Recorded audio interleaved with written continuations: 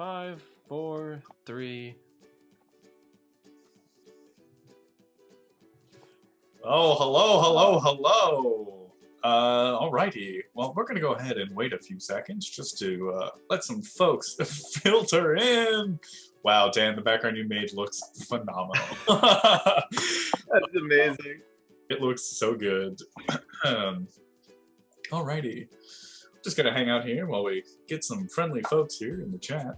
Once you're in the chat, go ahead and give me a good hello. Big hugs all around. This is a very fantastically lovely time.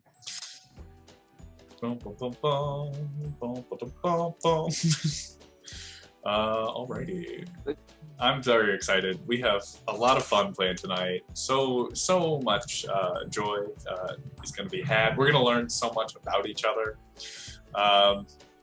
Really, I think, sometimes we go to some deep places. Sometimes we go to some fun, feisty places. But it's going to be a good time. We're gonna be our best versions of our best selves today. That's what is important. All right. Well, I'm just going to go ahead and introduce you because I don't know who's here or not, but it seems like an appropriate time to kick things off.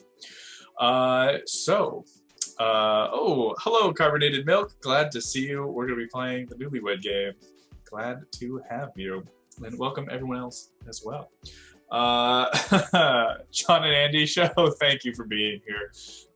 You'll have to come join us on the next time we play this game. It'll be fun as well. I'm sure you guys would have been pretty good. All right, first up, we know nothing about them yet, but we will later tonight. Here is Alex. Hello, hi, hello everybody. Here I am. Alex, why don't you tell us a little bit about yourself? What is your favorite color? My favorite color is white. Ah. It's the color of all colors. It goes with everything.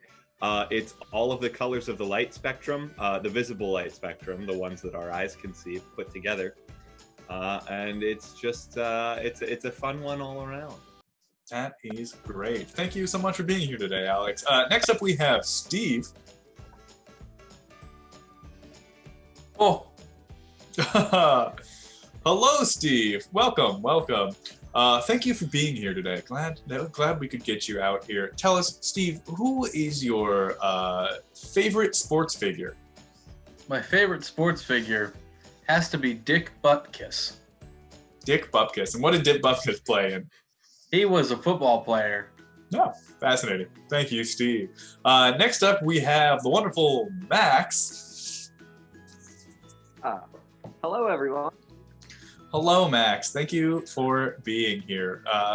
Tell me, Max, if you could go back to any time period, what time period would you go back to?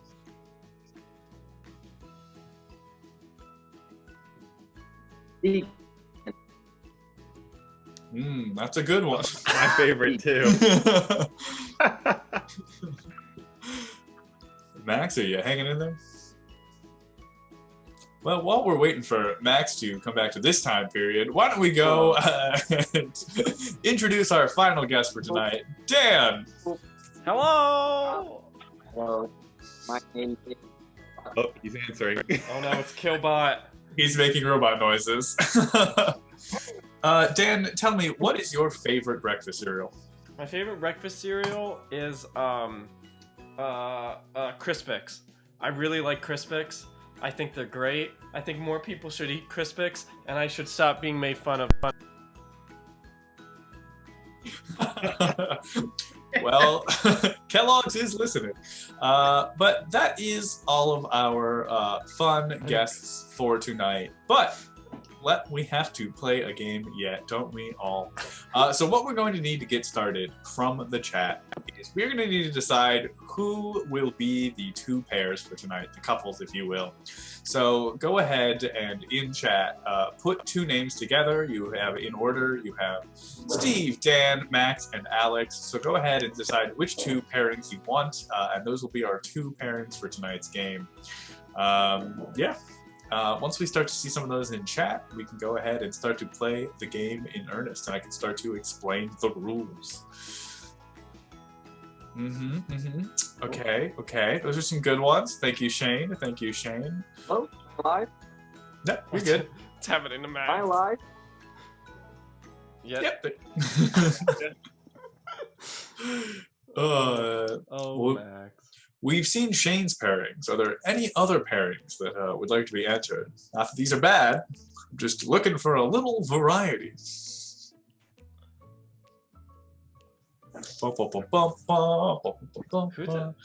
Who is real quick, sorry. Who is Tellin' Show Live? I don't know. Is that what? Someone followed us named Tellin' Show Live 30 minutes ago. That's if I had to guess, it's probably someone from the John and Andy show, or it could be Shay. Honestly, we know so many jokesters. Who could even say? I don't know what comedy is. Am I? Max, you are very frozen right now. All right. To each of Dan and Alex. Gotta mix it up. That's completely fair. It's completely fair. All right, why don't we go with that then? We will do our first team, which will be Steve and Dan. And that I think it's gonna be good for some of the questions I have. And then we also have Alex and Max. It will be quite the interesting team as well. Hello? I can't. Hello? Max is hurting. My partner is in another dimension right now. I don't know. It looks like one of those like early graphic computer games where they had real people animated into it. It's just like, oh, poor Max. It's okay, Max. He'll be back in a second. I know. Yikes. All right, while that is happening, let's transition to our game board while Dom explains what's happening. All right, so tonight we are playing the Newlywed game, a game where you are rewarded for knowing more about your partner than the other team. Here? What's important here is not what you bring to the game, but what you did before the game. That's right, it's the history and the time spent together that really helps lock down who is going to be tonight's main victor. That being said, there's plenty of room for creativity in the answering. Now, this game is going to be divided into 3 different rounds. The first round is called Me or You. The second round is called Getting to Know You. Hey, could this possibly work if you put me on speaker? I mean, we hear you. We hear you, Max. And the Oh, you third can round, hear me Play it. over Zoom? Yes. Hello, am I there? Yes. Hello, everyone. Hello, Max. Max Glad to just have you with called me. us. I'm gonna have to call you back. Are you doing something? You busy right now, Max? And our final category is multiple choice. Because who doesn't love good multiple choice tests? All right, so I'll explain each round kind of as we get into it. There is a maximum score today of 3,600 points. That would be a perfect game. I'm not anticipating any of those. But if one pair manages to get a perfect game, I will buy everyone individual quarantine pizzas. So play hard, play to win. But the deal is, if any team gets a perfect 0, they owe me 4 individual quarantine pizzas. So there are some stakes. That's how it works. So the first category. Thank you everyone for being here. Am I in? Yep. Can you hear me? Yes, Max. Okay, great. Yeah, I think, Hello, everyone. yeah, Your right. video is a little shaky, but your audio is good. The first Okay. round is called Me or You. So all of these questions will be answered in one of 2 ways. They'll either be answered with your name or your partner's name. Now, to make that work, I will read a question and you will decide who among you would be the more likely to do something based on what the question asks for. So in order to do this, we are going to take turns alternating who will be writing and who will have answered ahead of time on writing, and who will have answered following that vocally. So to start off, our first group will be Steve and Max. So why don't you write your answers to the following questions. Alex and Dan, think about the answer in your head while they get busy writing. That makes sense? Okay. Yeah. Yep. Cool. And we'll alternate every question. Question 1. Steve or I guess Dan and Alex. Who would be more likely to skydive? Between the two of us, Between the two of you, between couple. Steve and Dan, who would be more likely to skydive? Steve is writing their answer now. Now, between Max and Alex, who would be more likely to skydive? So Max is writing their answer now. All right, you have your answers. Give me a thumbs up if you guys. Once you finish writing your answer, just give me a thumbs up. Dan, you okay over there? Oh, there's so much to contemplate. It's the first question and I'm already stumped. Come on. I believe in you all. Youngster Jazz says, looking dapper. Most people. Oh my gosh. Just because I wore a t-shirt. Dan, do you have an answer? It's question 1. 35 other questions to get Oh, through do I today. have to give a thumbs up even if I didn't write it? Oh, okay. Yeah. Yeah, okay. I have an Max. answer. I have an answer. Okay, cool. We're all good. All right. Let's start off with Alex. Alex, between you and Max, who do you think would be more likely to skydive? I think that judging by how much it has been discussed amongst our friend group, that I would be the more likely one to skydive. Interesting. Max, what did you write down? Alex, that is 100 points on the board, and what a way to start.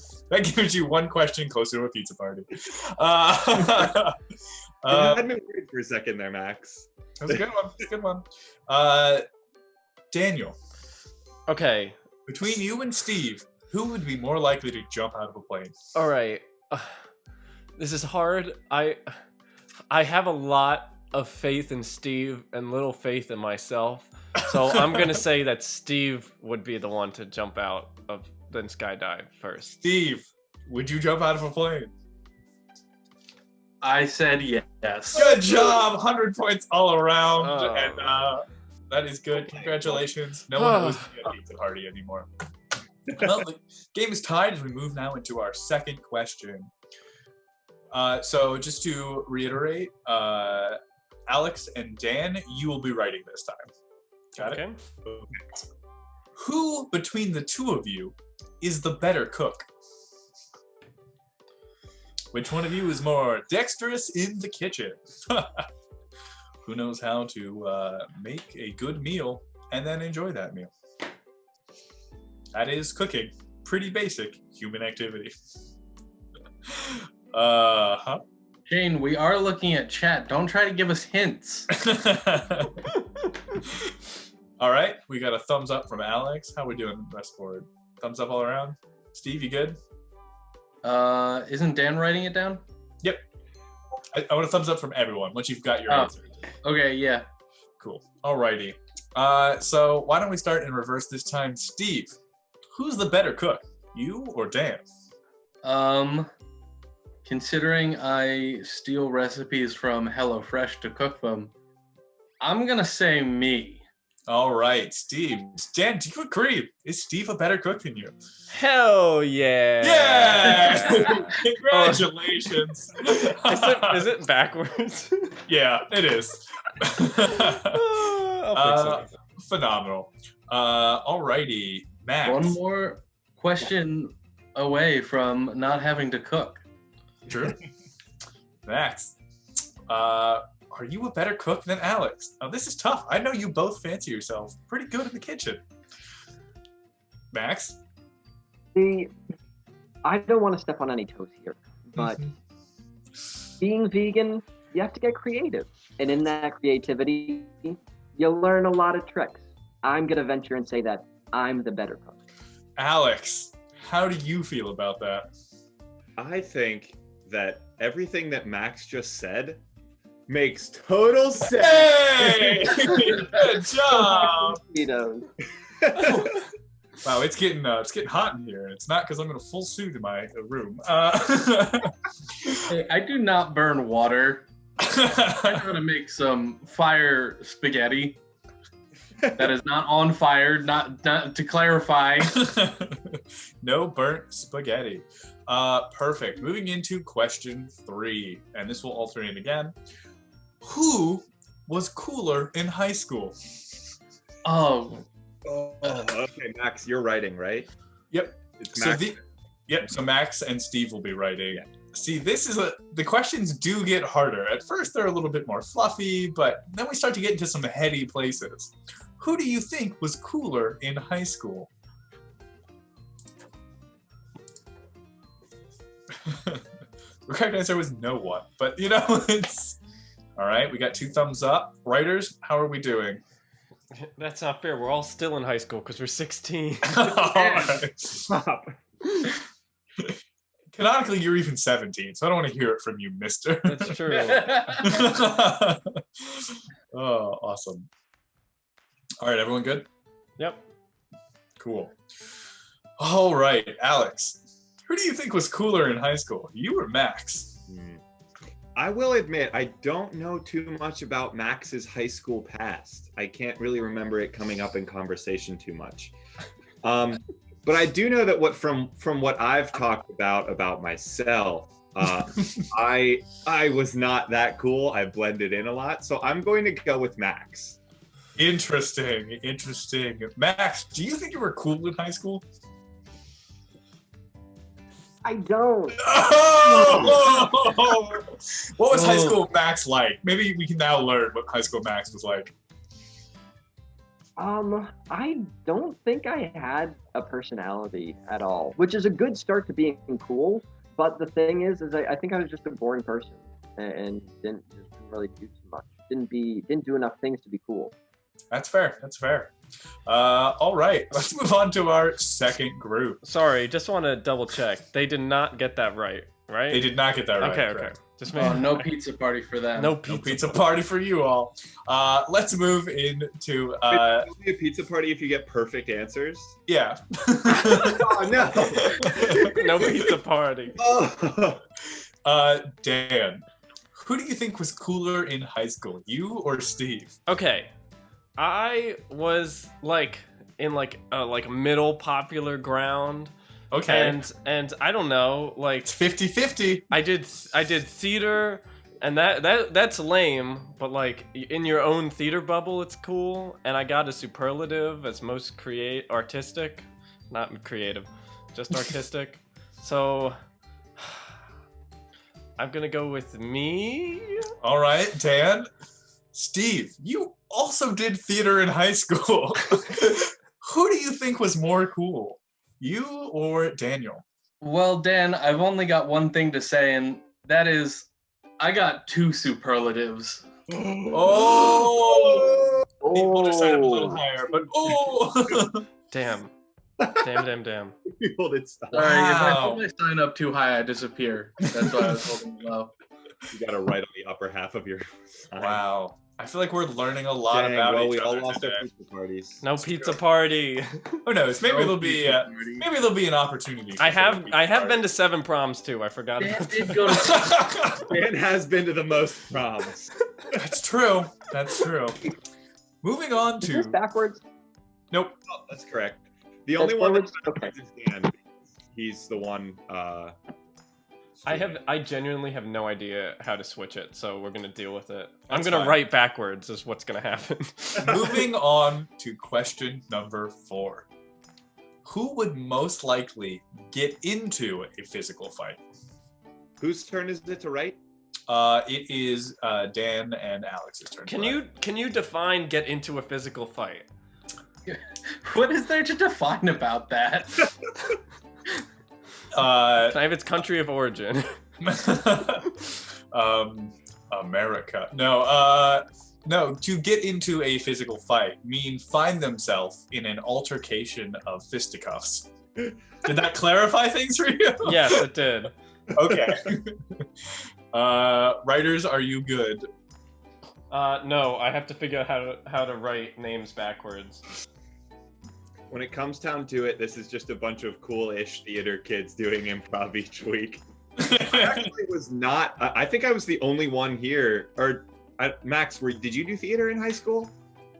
I didn't. Yeah, okay. I didn't do any theater in high school. We have a full house of theater people. 3 Yeah. yes and 2 no. All right, I'm ready. All right. Steve, who do you think would be more likely to get in a fight between you and Dan?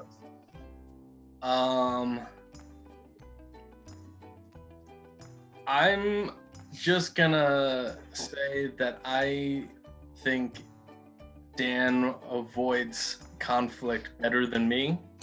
So Okay. I think it would be me. That's true. Dan, you do say some terribly bold things, though. Dan, what did you write down? He wrote Dan. Dan? It's all green. Oh, no points on the board. Wait, Well, that was- I thought that I sometimes say stuff that I shouldn't say, so I'm more Yeah. likely to get punched. While I would not punch anybody, I also think you wouldn't punch anyone, Steve, and I think I'm more likely to be punched. That's kind of what I was imagining happens when I wrote the question. It's not a 1v1 fight. It's a very one-way fight. but Oh yeah. If we're Or the talking Dan about started. who's gonna win a fight, Steve every day. Oh, yeah. That's why I said get into a fight, not win a fight. That's why I asked for the definition one more time.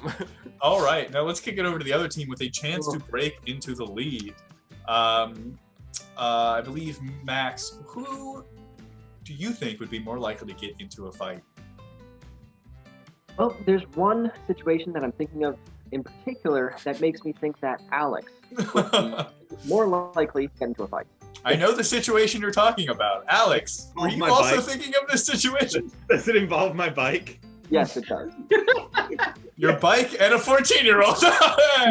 And finally, we have a leader in the pairings. This is very exciting. Steve, come on. Our Sorry, marriage is at question here. Get it together. I thought you loved them. All right. Question number 5. Who would be more likely to win big at a casino? Casinos, we've been there. Who's more likely to win big? Pokemon Casino? Not a Pokemon casino. God damn it, Al. The question was, who was more likely to convert all of the currency they've earned in game just to buy something they could have won? And then immediately find that TM on the next route. Oh my God. Not the question I asked. Question is, who is more likely to win big at a casino? Are we good writers? Can you give a thumbs up? I'm a writer. Struggling there, I just Max. said that. That was I a love- question. I love how much we're struggling in a 50-50 scenario here. Like, usually it's open-ended. Fucking... We'll get The to second round is open. God damn it. The third round is multiple choice, though. It makes you feel better. Alrighty. Alex, who do you think would be more likely to win it big at a casino? You or Max? Well, I consider myself to be, in the matters of luck, not very lucky, so I think it's Max. All right. Let's see if you are, in fact, lucky. Max, who do you think would win more? Alex! Oh. I was thinking that I'm just much less likely to go to a casino, so That's valid. likely to win at a casino as well. Harder to win if you don't show up. Dan, who do you think would win at a casino? Or Steve? My mom has been conditioning me to be good at blackjack since I was a child. What a reveal! Thank you. She was very excited the day I turned 21 because it meant that we could go to the casino together. And I don't really like going, but like, if I had to, I'd probably go. And I really don't know how much experience Steve has in the casino. Steve, Not that did I you doubt know- him, but I'm just gonna go with my own gut and say me. Steve, did you know Dan has been super soldier bred to be a blackjack expert? What did you That write would be down? useful before this question. Because unlike Alex, I consider myself extremely Yeah. Oh, wow. That was a toughie. Looks God. like nobody is winning big tonight. All right. You couldn't see my board. Can you see my There's board? an E on it. There we go. Alrighty. Next question. Who would be more likely to lock their keys in their car? This is a tough one. It's a tough one. And in this situation, you all have a car, by the way. So none of that this person doesn't have a car. Who would be more likely to lock their keys in their car? Alrighty.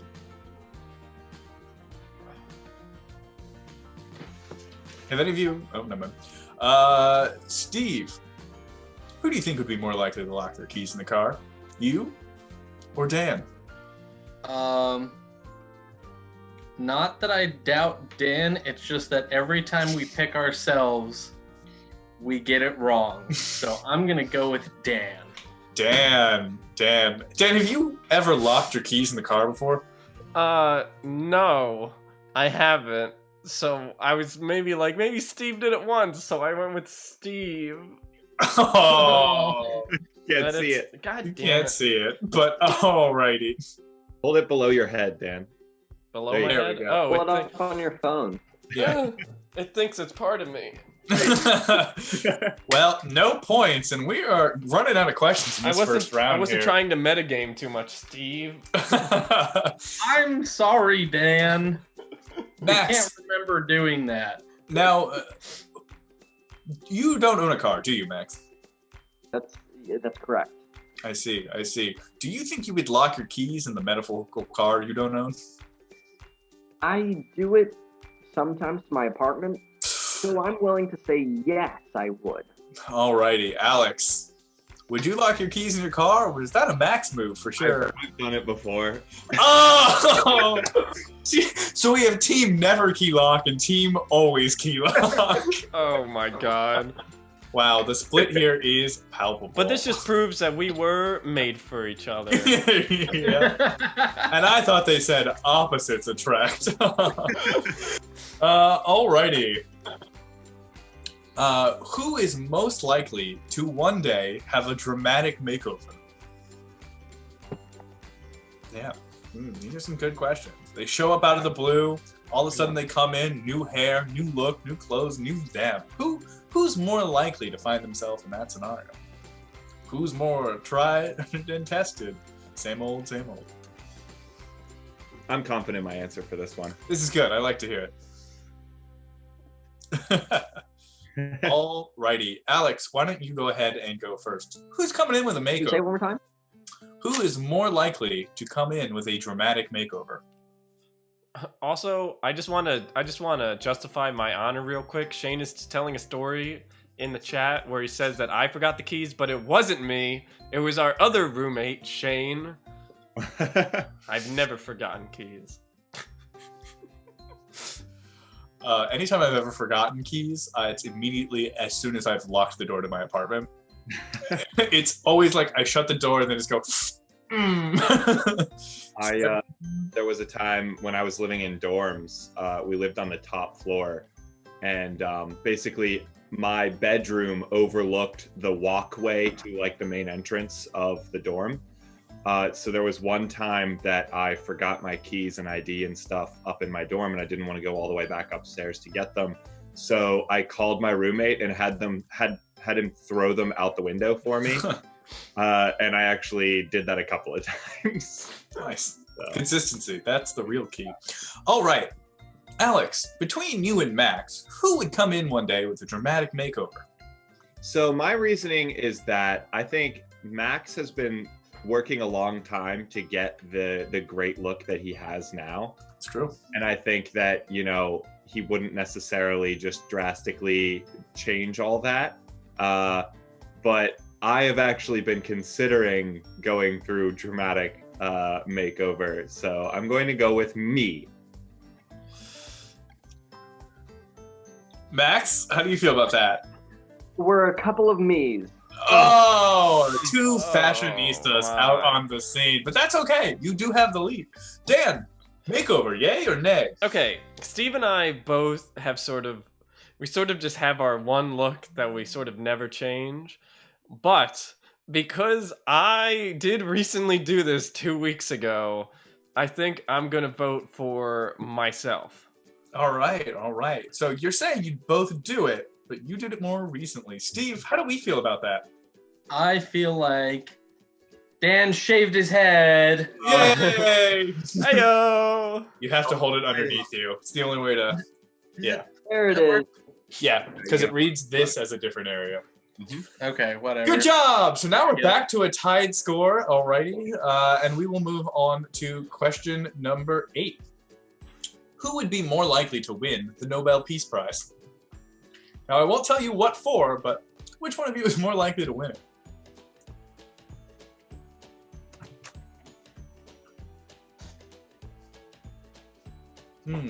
Spicy. Pretty noble people we have.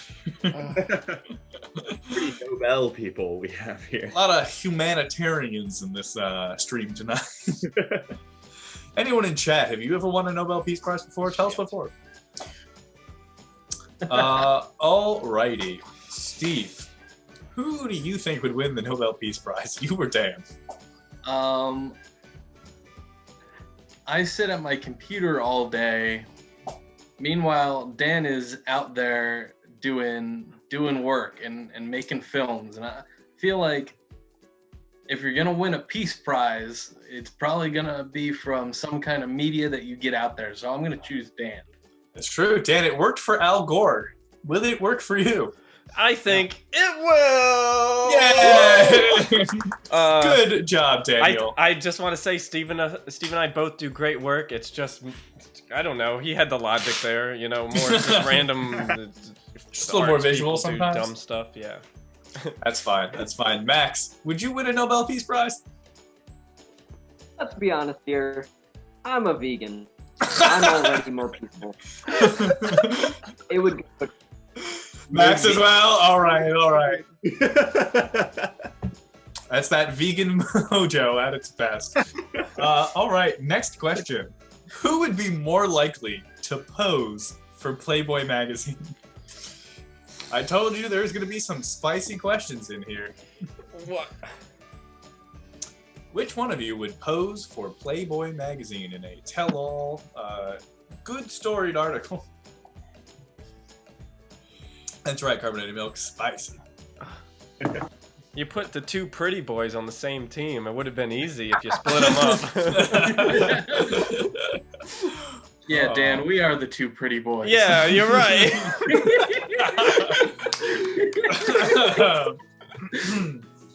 Alex, who would pose for Playboy? You or Max? I agree we're both the pretty boys. It's a tough call. But I think sometimes you just got to go with the old-fashioned answer, and that's the jock, baby. I think it's me. All right, Max, do you think Alex would pose for Playboy before you? We both thought we No! would. Well, you're both the pretty boys, and I'm sure you'd both have wonderful spreads. Sure. Alex, I see you as more of a Sports Illustrated guy, personally. Oh, okay. Yeah, that makes sense. Max, you're more Highlights magazine. These highlights. Now let's That move, was Highlights. Let's move on. now let's move on to the National Enquirer and Better Home and Gardens. Dan. Excuse me, I'm a New Yorker. Dan, who do you think would pose for Playboy between the two of you? I think just between the two of us, neither of us would want to do it, but I think I have lower standards and would be more likely to be tricked into it thinking it's like for networking or something. So I'm gonna vote me. Steve, do you agree with that? Well, I do agree about our lower standards, and yeah, I said Dan. Oh, Daniel. All right, and for the first time, I believe, you all have the lead. Hell yeah! Um, Deve is the new couple name. Deve. The Divas. Or Stan. Oh no. Oh no. But you can't beat Axe. Axe. Oh my god. Axe. That's just Max's name without an M. That's lame. No, it's 2 A's. All right. Next question. Who is most likely to one day date a celebrity? Oh, this is tough. This is a tough question. Which one of you could somehow trick a celebrity, a person of fame and fortune, to love you? I love how we would have to trick them. I'm assuming It's the only something's way. here. It's Of the course. only way. Uh, Stand forever. I like all the stands. Yes. Stands. Team Stand versus Team Axe. Which team are you on? also, keep in mind, I am going to ask you what celebrity you would date if you got the choice. So, this is a toughie. Thank you, Toonwit. Glad to see you. How's everyone doing out there in Chatland? Youngster Jazz, Carbonated Milk, Shane, Crabstar, always good to see you. Alrighty, let's go ahead and jump back into it. Steve, between the two of you, who's more likely to one day date a celebrity? Well, quite frankly, I think Melissa's photography skills are really good, and one day she could become a celebrity. That's awesome. So, Dan, what do you feel? I also voted me. Yeah! More just of the fact that if I don't know, film, you meet more celebrities. There's just more opportunities there. I don't know. It's true. Dan, which celebrity would you date if you could date a celebrity? If I could date any celebrity, Any celebrity, your choice. Anna Sophia Robb, no question. All right, continue. Who would you date? I genuinely have no idea, mainly because I don't know actors' names. Could be a musician, an artist that you fancy. Celebrity can be a lot of different things. Yeah, that's like the problem. I just don't live in that sphere. That's very fair. Why don't you think on it? I will. Max, who is more likely to one day find themselves in the bedchambers of celebrity? You or Alex? Well, it seems like last question. Me and Alex were both too full of ourselves, so this time I went the humble route and said Alex. Alrighty. Alex, how do you feel about this? I am. I believe that Max's standards are high and that he would prefer someone who would be able to divert their interests equally into a... Okay, I also voted for me. Okay. Oh my god, he tried to go Alex, the long way around that. Alex, who is your celebrity crush? Oh god. I mean, the first one that always comes to mind is Anna Kendrick. Okay. I know that's a pretty common answer. Alex, Anna Not Kendrick is at in all. chat right now. Oh no. Do you have something you want to say? Max, who would your celebrity crush be? I would wait until we have the technology to bring certain people to life, and then I'd date any one of the Hex Girls. Very fair. Very fair. Let's move on to our next question. Between the two of you, who is more likely to keep a secret diary? A cute little diary tucked underneath their pillow that they write in each night. Who is more likely to find themselves with a secret diary? These are the questions that people want to know. Who's writing this round? I forget. This round, it would be you and Alex. What? Didn't I just... We just Oh, you did. You did. I apologize. It would be Steve and Max. Steve and Max. You all have diaries? Don't answer that. How... Steven and Max. Name that theme song. No one? Anyone? Chat? Alrighty. Alex, who do you think's more likely to keep a secret diary? Oh, it's a tough one. I've tried, actually. Oh, yeah? Yeah, but I am terrible at keeping diaries and journals and stuff like that. So I'm gonna have to go with Max on this one. All right. I'm a writer. Max, are you a writer? I currently write Oh! once a day. Once a day. Wow. How many have you kept so far? Like, what have you gone through a couple different books, or is this the first one? Oh, it's not. It's mostly online. Mostly online? I'm in different forms. That's good. Save the trees, Max. I appreciate that. Very vegan. I would win you a Nobel Peace Prize for sure. Dan, what do you think about this diary thing? I feel like I feel like Steve has better thoughts than I do that he would like write down, and I feel like I just tell people everything I'm thinking anyway. So what the fuck would a secret diary do? So I'm gonna vote for Steve. Steve, how are you thinking about this? Well, the first thing that came to mind when I went to write it down was that time that Dan made a thing full of poems, and then immediately shared them. So I said myself. Oh, Yeah. big thoughts all around. Good job, everyone. Good job, everyone. Okay, and this brings us to our last question for this round. So make it count. Who is more likely to find themselves caught up in a pyramid scheme? Who's more likely to get caught into a pyramid scheme? Fuck. Or a multi-level marketing, whatever you're feeling, they evolve. Also, big shout out to Dan, one of the co-hosts of our writer stream, for saying that the other contestant is more likely to write. I'm talking secretively. Secretively, of course. Nope, that's fair point. Here's all of his writing. Yeah, I immediately am like, hey, do you think this is good? I feel like Dom would be at the top of one. Yeah, this question is actually just choosing who his next targets will be. I did get invited to one of those meetings one time where it was like, they didn't tell you it was a pyramid scheme meeting, but it was. And then at one point during the conversation, because part of me was kind of curious about what was happening, so I kept asking questions, really flexing my business degree. And at one point, he literally drew a pyramid, and I was like, come on now. You gotta be better than that. Like, that's softball right there. Alrighty, let's go ahead and jump into it. Steve, between you and Dan, who do you think would be more likely to end up in a pyramid scheme?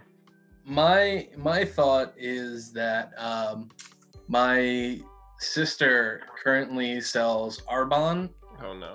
to help supplement her salary because she's a teacher.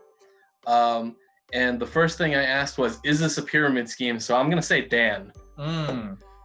Dan, would you find yourself in a pyramid scheme? I am way more gullible to be in some. See, if my sister started selling something, I'd be like, "Cool, can I have some? You need any help?" Everyone, keep an eye on Dan and delete any friend requests. Max and Alex, this is a tough one. Who do you think would be more likely to be in a pyramid scheme, Max? This is, in fact, a tough one.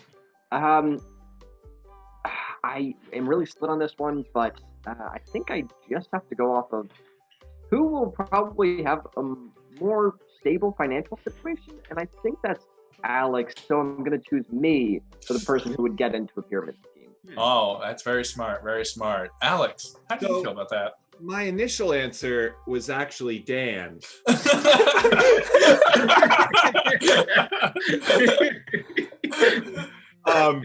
But after some careful consideration, I decided that veganism is probably the closest thing any of us have to a pyramid scheme. So I'm also Alrighty. And that is another 100 points on the board. And we end our first round with Stan. 8 out of 12 possible points. Very good. But not too far behind. We have what did we decide your name was? Axe. Wait. We have Axe with a close 700 points. That is phenomenal. So I want you to both think of 2 nouns, and that'll be your team names moving forward. So you think on that while I explain the second round of the game. Those are our names, though, Tom. All right, well, Stan you can and keep Axe. those names. I was just trying to keep you guys entertained. All right, moving on to the next round. This is called Getting to Know You. This is definitely the hardest round. Shit. In that this is an open response round. So it will be a little bit trickier. Some of them will have multiple words, some of them will have fewer words. Now, points in this will probably be fewer, but it'll be just that more exciting if you get them right. So these could be questions ranging to favorite things, things about their life, their past. It really is kind of a potpourri of potential questions. Why don't we go ahead and switch things up a little bit in terms of the order. So this time we will go ahead and start off with Alex and Dan writing first. Sounds good. Okay. All right. Steve and Max, which Disney character do you think Alex/Dan are most like? Oh, are most like? If you had to pick a Disney character to embody, so Alex and Dan, you'll be picking characters for yourselves.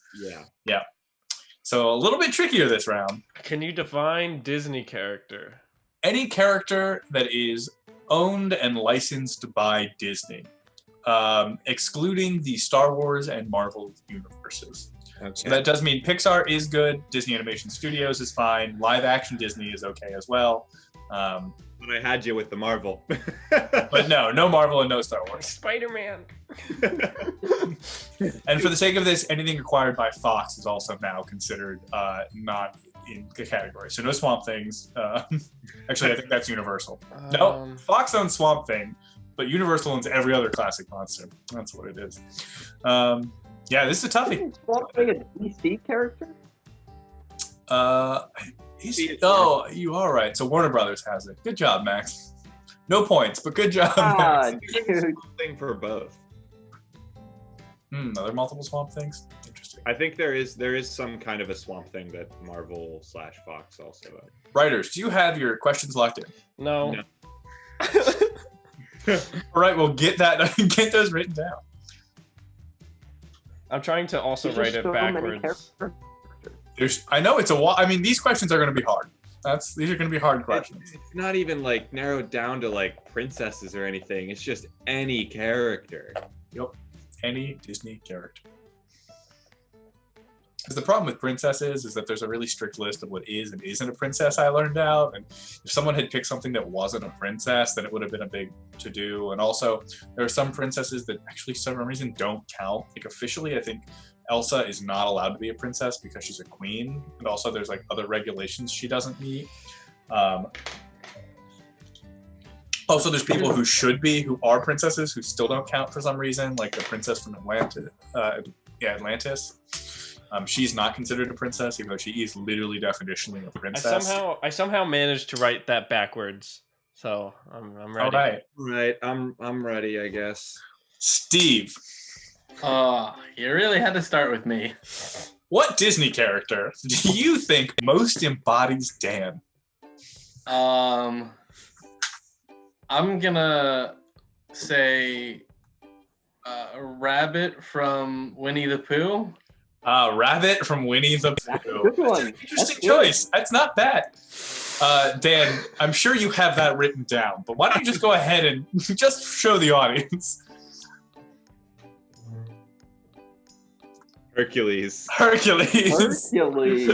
All right. Interesting Think choice. of the Hercules series. I wrote Hercules before Buff. Hercules before Buff. That's all right. That's not a bad answer. I see where both of those rationales came from, and I think those are solid choices. I deadass do not remember any of the characters from Winnie the Pooh other than Winnie the Pooh. All right, Max. Are you a big Disney person, Max? Oh, I dabble. You dabble. Which Disney character do you think Alex most resembles? I think Alex has a big energy, and that's why I went for Kristoff from Frozen. Kristoff from Frozen. Interesting. A Scandinavian lad. How do you feel about that, Alex? Feeling pretty Scandinavian? Not particularly. I have only seen Frozen once and didn't really like it that much. Tangled is way more my jam. We're gonna fight about this later. Way better movie. But I went with what people have said I look like physically. Linguini. That's true. That's what I was gonna say. I figured that was the most likely answer to be guessed. That's true. But my actual answer for who I think I'm most like is Jim from Treasure Planet. Interesting. What you're gonna say from The cool. Office? Jim from The Office. Well, tough luck. No points Who's there. Linguini? It's the chef. Who is Linguini? From He's what? the chef in Ratatouille. Oh, I can I look like him. I can see it. This year's Halloween costume, just you wait. Let's move on to our next question. In what physical location did you first meet this person, your partner? So what physical location did you first meet your partner? And you can be as specific or as well, I mean, try to get relatively specific to make it fair, but This one's interesting. this is an interesting one. I know this one. That's good. But does Dan know it too? I also think I know this one. That's good. You should know it. I'm about to be married. Okay, Alex, what physical location did you first meet Max? I think this one's pretty easy for us. It is the yellow-walled room of David's improv class. Okay, Max, what did you write down?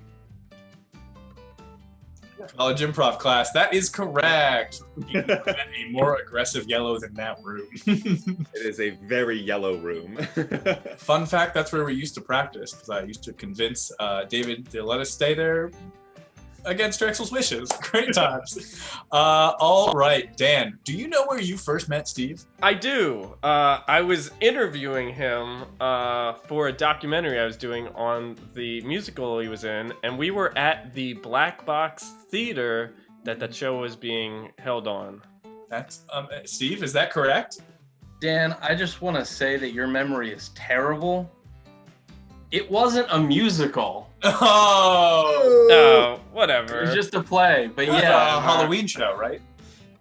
yeah, it was a show where we improv'd the script and then eventually wrote it all down. Then we had to memorize it. Ooh. See, that's interesting. I didn't know you two had met before you joined the improv. Dan, I told him to. Dan's the one who told me about the improv. Wow! Yeah, Look I at did us know about now. that. I did know about that. Also, Max is very much frozen. Very But what a face to freeze on, right? That is a cool origin story. Thank you. Let's move on to our next question. How many siblings does your partner have? Oh, Steve, fuck. how many siblings does Dan have? Dan, you just have to write Wait. the number of siblings you have. Oh. Dan's still like, that's a hard one. Wait, I gotta hold on. So I'm the one writing, or am I? Who's turn is You and I are writing. You, Alex. Alex, so you're writing the number of siblings you have. it? Okay, the number. I can remember Oh. that. That's the easy The question. ones that- Yep. Also, fun fact, the second place that Dan and I met was also the Black Box Theater. Mm. When was Because that? after I managed to get on the improv team, Dan was in Oh, he was in New York. Los Angeles Yeah. One of for those. film stuff. And the first show he came back for was when we were in the Black Box. That's crazy. Wow. Steve, was that the show where we opened for UCB? That was What? my. No. Oh, was your first I show, wasn't Alex? on the team yet because that was my first show. Hmm. You guys I just- open for UCB? Yeah, there's a UCB travel tour, and we got to open for them. It was Yeah. very cool. I just remember UCB interviewed a guy from the audience, and they're like, "Tell us a story that you've never really told in public before." And it was about the guy was like, "Oh yeah, my friends and I were drunk one night, coming out of Wawa, and we burned down an abandoned building. And then it turns out the next day we found out it wasn't abandoned; it was a working office building. Like no one was inside, but they full on burned an office building to the ground. It was really intense. And then they're like, "Oh, what do you do for a living?" And he's like, "Oh, I'm a barber." And it's like, "You ever give him a bad haircut?" He's like, "Oh, once a week." It was honestly one of the most legendary interviews I've ever seen. Yeah, it was an amazing interview. Like they were so lucky to get that interview. Oh, and the improv they did from it was like amazing too. Or it was Alright. a plant. Yeah, we walked away and we were like, that guy might have been a plant. It was a travel tour. How do you plant that? Yeah. Anyways, Is Max single? Not tonight, baby. no one's single tonight, Zen. All right. The question was, how many siblings does your partner have? Steve, how many siblings does Dan have? I'm gonna say 2. 2. Dan, how many siblings do you have? Well, there is just my older sister. And my Okay. other older sister! Oh! 2! Now, see, I was wrong, Dan. I thought you only had one older sister. Nope. That is They on just me. look exactly the same. I'm gonna clip that and find a way to send it to them. Max, do you know how many siblings Alex has?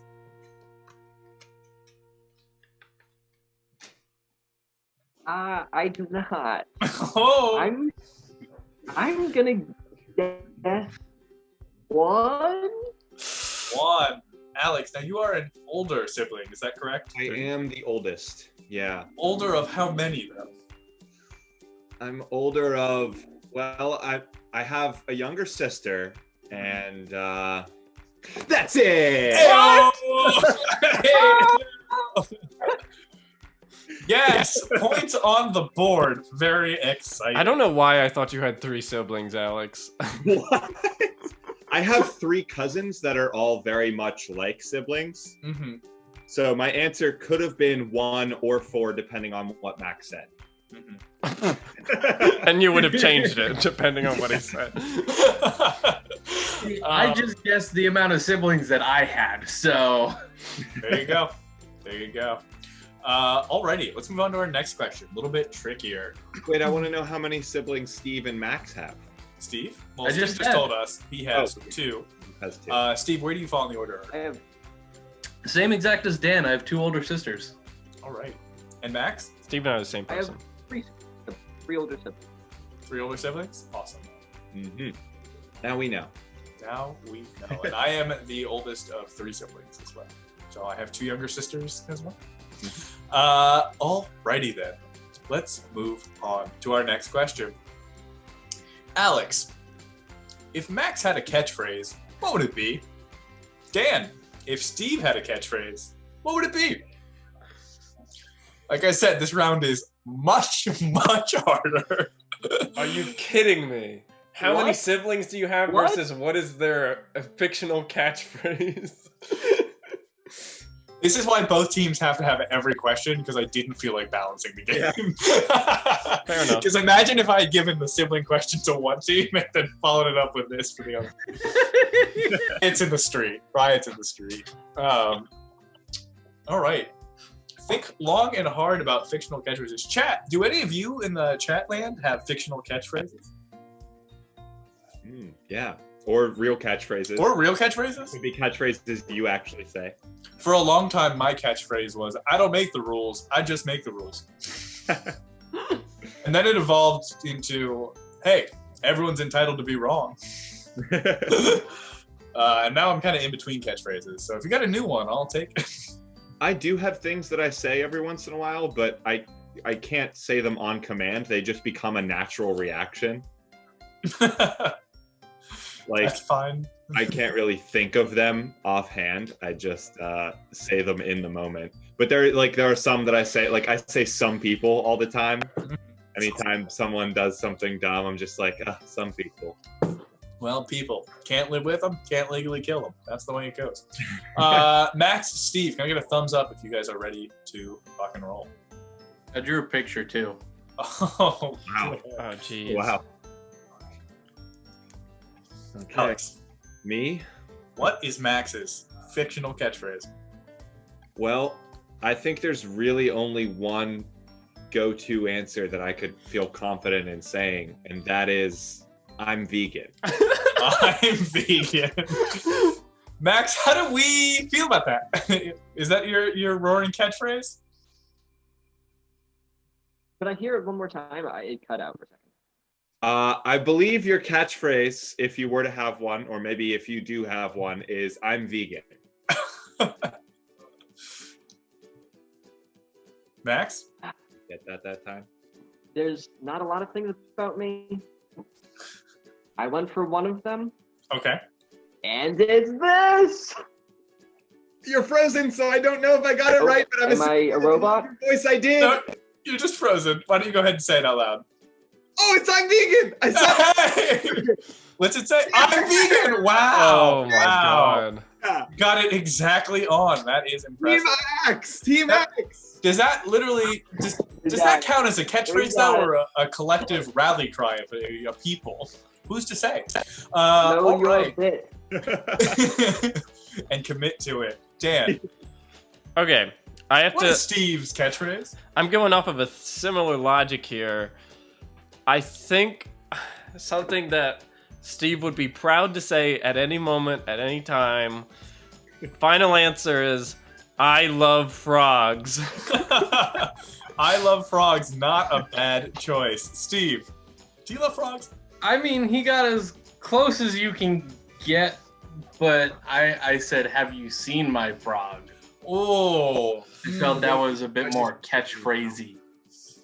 I'm gonna not give that to you. What? Yeah, no, I wouldn't. It's a bit too far. I think the sentiment is very But different. I did draw a frog. You did draw a frog, and that is exquisite. Yeah, no, that's fair. Well, thank you. We'll have to move now on to the next question. Trying to make sure we can get through them all. Getting to know you. Question number 5. Very simple. This is a tried and true classic of the original Newlywed game. If you could describe your partner in one word, what would that word be? Oh, A little bit different than a catchphrase, but the idea is kind of there. If you could describe your partner You could in describe one your partner in word, one word. Yep. Oh, no. what would it be? Oh, no, I've got 2. You've got 2 words. Well, you're gonna have to pick one of them. 2 options. Unfortunately, that is not how the game is I played. know. I think I've got one that is more well suited, but Go with your heart, Steve. Yeah, go with your heart, Steve. This is about your friendship. is tall girl one word? Chad, if you could describe me in one word, what would that word be? Yeah, what would Dom's one word be? I'm playing single tonight, so you get to be my date, Chad. Daddy? Daddy? Dream I did Daddy! I did a sketch, Youngster Jazz, where my character's name was called Daddy, and that's all it was. Oh, God. And filmed that sketch. I did film it. It turned out really well, by the way. The audience really got a kick out of it every night. I'm glad. I'm glad they liked it. All right, let's jump into the questions. Steve, you could describe Dan in one word, and I know that's a tall order. What would you pick? Tall order. Well, I gotta say, there's only one type that Dan can be, and that is normal. Normal! That is a good word! Like, can we get a exclamation point Dan in the chat right now? Dan, Max committed to his bit. Did you commit to your bit? It's literally written in the goddamn. Man. Dan, how would you describe yourself? How I constantly describe myself, which is edgy. That was the other option, Dan. There really I know. always are 2 options for Dan, and it's edgy or normal, which is, you know. Oh, I knew it. Oh, you have a That's- 50-50 chance. Steve, you had a 50-50. yeah. All right, Max, how would you describe Alex in one word?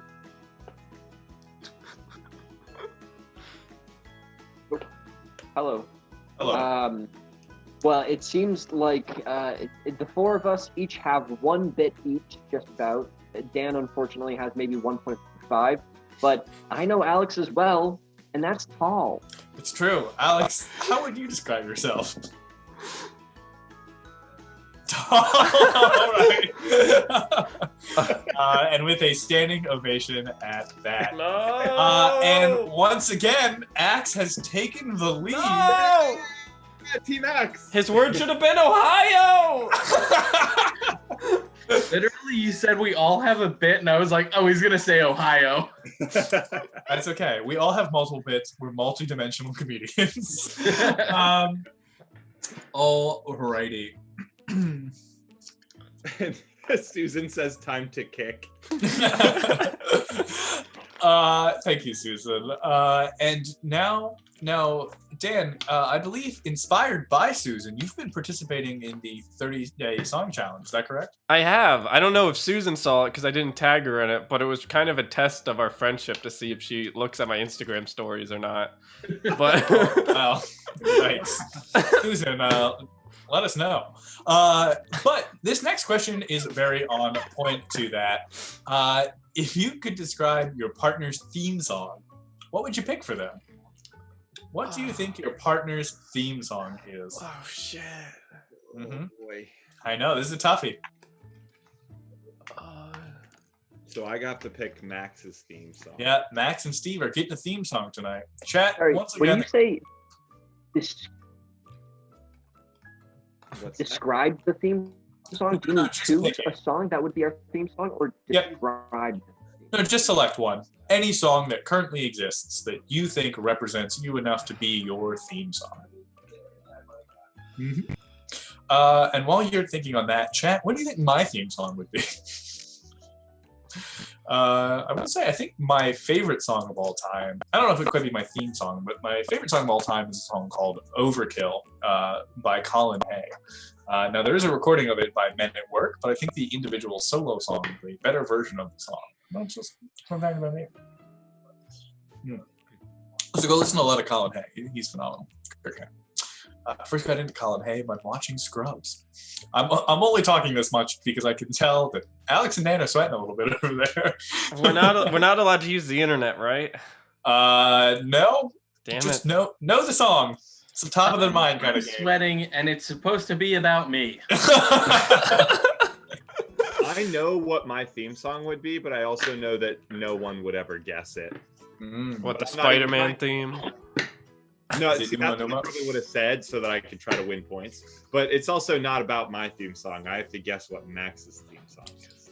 That is correct. I'm gonna say Planet. I'm gonna say we are out of time on this one. So Alex, I'm gonna need you to lock in your theme song choice. All right. Well, there's one that has kind of jumped out in my head that I guess I'll go with. Mm-hmm. Wait. I haven't written it down yet. Sorry. Well, Hold Max, get those answers in there. on. I haven't written it down yet. Time is a ticket, Max. I Steve, feel like you they have should your be answer written? I feel like they should be deducted points for how long they're taking. I don't know about that. I think I make the rules. Dan. Like I think they can lose about like 1,000 points right now. Dan, you know these things don't work out well for you when you start making games like that. Yeah, but I'm the one that's changing the text file on the screen, so I'm just There's some points there. That's all I can say. Max, have you written down your answer yet?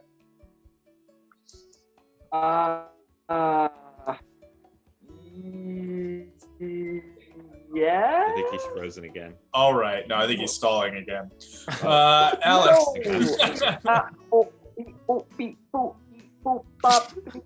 Stop being a robot, Max. Alex, what do you think Max's theme song is? So a couple of thoughts bounced through my head. Nothing was really a great answer. Mm-hmm, mm-hmm. So I guess just to stick with the vegan bit, I would go with Fruit Salad by the Wiggles. Fruit Salad by the Wiggles. Max, did you get into the big red car?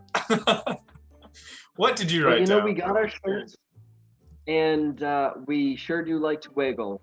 Mhm. But you guys know how much of a diehard, blue-blooded American I am. That's Very why I true.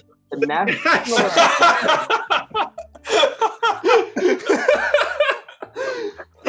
What? To clarify, the Star Spangled Banner, it's our national anthem, correct? Awesome. Yeah. as compared to the song Alex had, which is the Australian national anthem. I'm sorry, no points, but a sporting try all around. Dan, All what right. do you think Steve's theme song is? All right, don't fuck me over because I don't know the name, but I learned a lot that Steve knows a lot about traditional Irish songs Okay. from Jeopardy night. So I'm gonna go with that one famous Irish ditty That's like the one that like everybody knows. Danny Boy. No. Guy? The other one. The one with the name at the end of the chorus. Old Lang Old Syne? Lang Syne? Yeah, old late night. That's the one. Old Lang Syne. Not a name. Old Lang Syne. Steve, do you think the New Year song is your national theme song? International. Well, I definitely thought about Irish ditties, so I chose the safety dance. That would be a good Steve theme song. Yeah. I tried to pick something well known and weird. To be honest, I don't know what the safety dance is. You can dance if you want to. You can leave your friends behind. Because your friends don't dance. Don't dance, they're no friend of mine. All right, Hey, fine, guys, maybe I this know song that. singing over Zoom doesn't work. Let's move on. Okay. It's gonna ruin our Twitch Sings playthrough. All right. Kind of in a similar vein of question, equally challenging. What would be the title of their autobiography? So, Steve, what is Dan's autobiography called? Oh my god. Max, what is Alex's autobiography called? What? Oh my god. Oh my god. Look, you got a lot of points early on. It was gonna get harder before you came. A lot? We missed like probably half of them early on. Yeah. Well, you all should have known each other, or at least cheated better. That's all I'm saying. Boy. Oh. Uh-oh, I like that one. That's a good one. Autobiography. What would their What would my autobiography? autobiography? Don, by the way, your eyebrows look very nice. Oh, thank you. I've been told that that's my most redeeming feature, is my eyebrows. Redeeming. Mhm. They're quite sculpted, and I do very little to maintain them. So.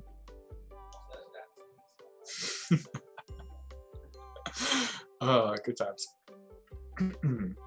So I don't really read a lot.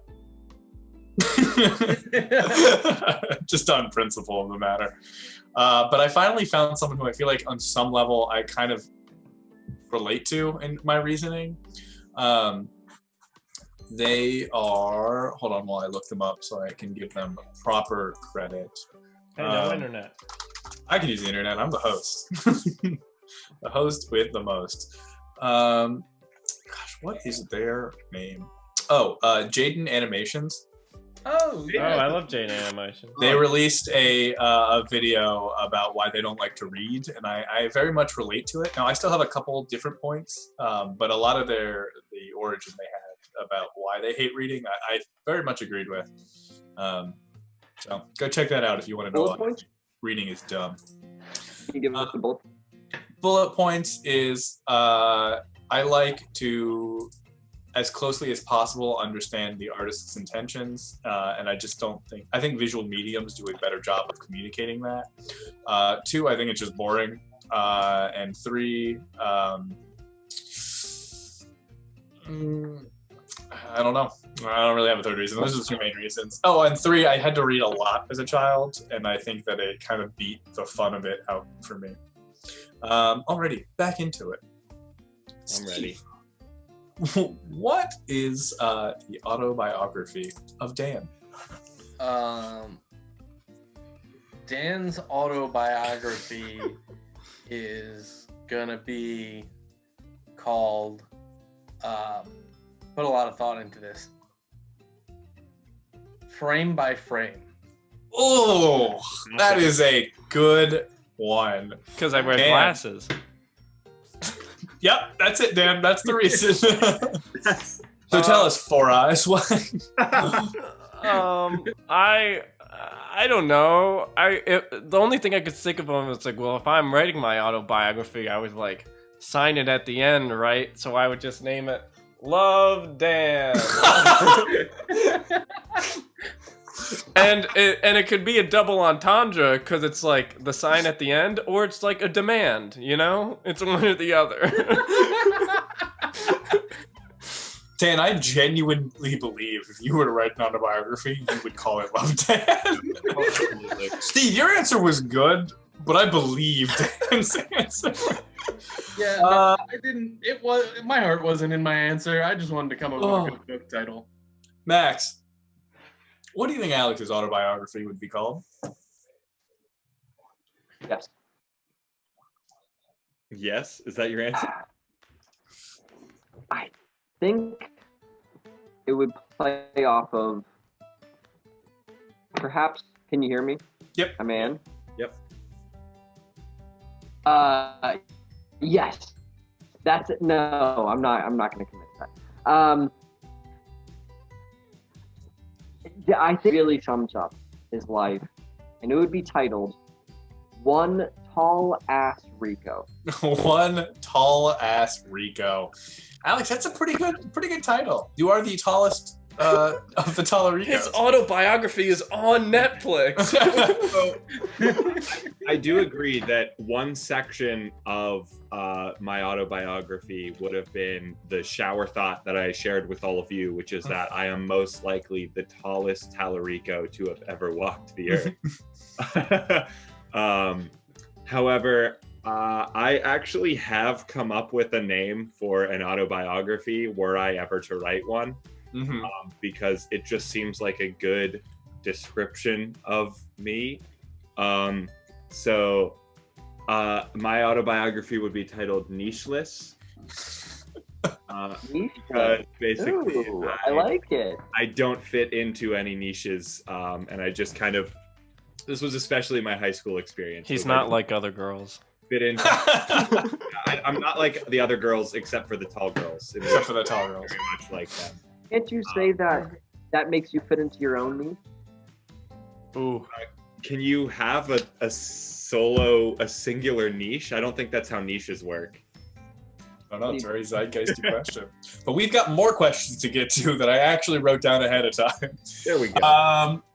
All right. So maybe this one hopefully is a little bit more of a softball. Who knows? Probably not.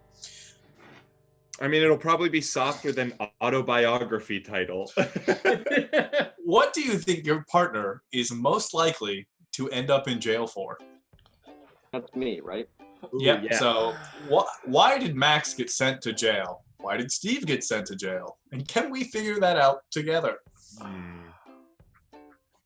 Now, there's a wide range of possible crimes that can land a person in jail. Oh man, yeah.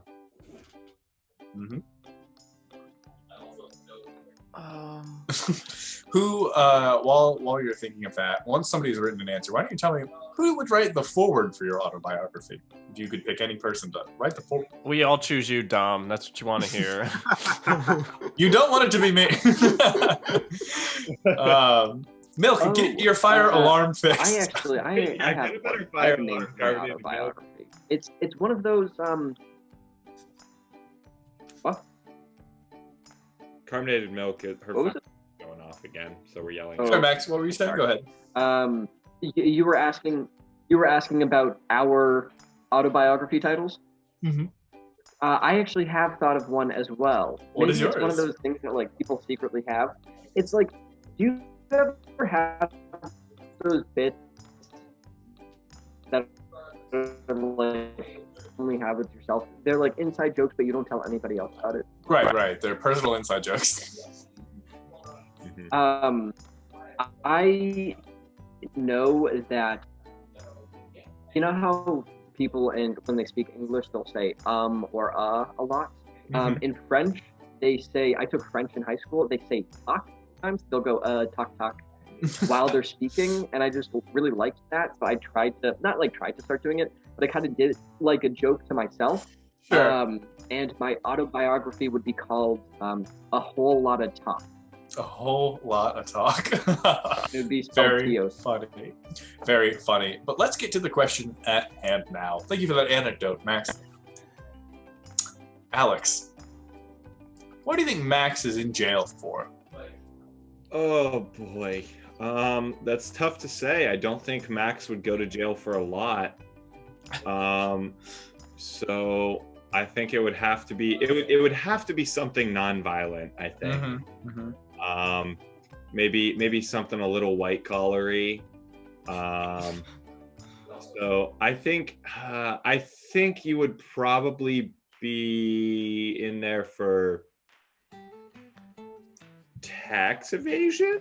Tax evasion. White collar crime. Does it pay? It got Al Capone. Will it get you too, Max? Great point. You know, I just did my taxes, actually. It is that steep, and while I did find them quite confusing, that's not what I would go to jail for. Mm-hmm. I said eco-terrorism. I also thought eco-terrorism in my initial guess. Yep.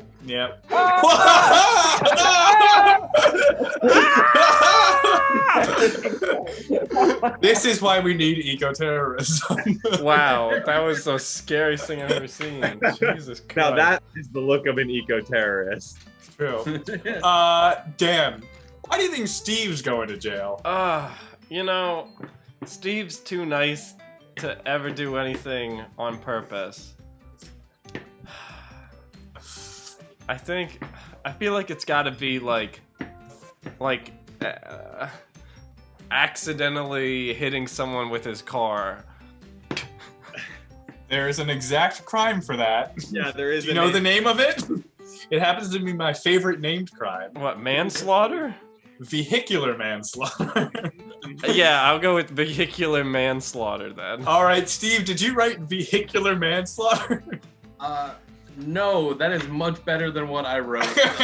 Oh no. Because I wrote frog smuggling. What the fuck, Steve?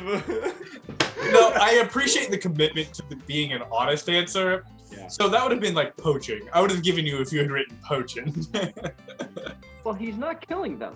He's not killing them. I think smuggling of exotic species or like illegal species is a thing. So Yeah.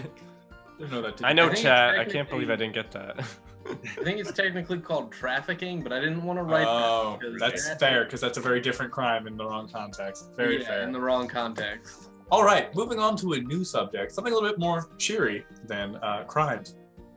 What is your partner's second favorite holiday?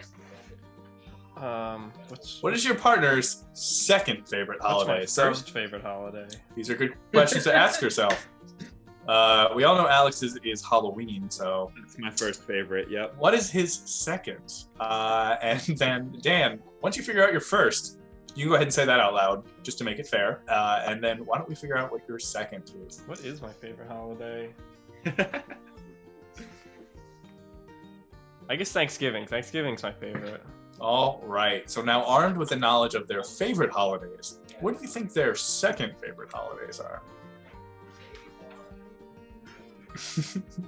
Chat, one day, I've been saying this for multiple years now, but one day, when I'm much richer, I'm gonna host a party called an holiday party, where we have a big party that celebrates all of the holidays at one time. It's gonna be a great time. We'll do all these mixed traditions. People will be in regalia for all different types of events. We're talking like Mardi Gras beads, Santa beards, Easter vests. It'll be a big to-do of all the holidays in one go. It'll be the only holiday I celebrate, and it'll happen once a year. It'll be a beautiful time. Or maybe once every 4 years on like a leap You day. should start a spreadsheet so no one overlaps the holiday. Everybody's a different holiday. That's true. Well, no, the idea is that we mix all holidays. So I want everyone to be celebrating every holiday. It's not like a UN situation. It's like a cultural melting pot situation. Anyways, that's enough about my holiday rant. Steve, what do you think Dan's second favorite holiday is? The man likes himself a turkey leg, but what else does he like? So I'm gonna go with the second food-related holiday that I know. Mm-hmm. That's Halloween. Halloween. Dan, got that sweet tooth?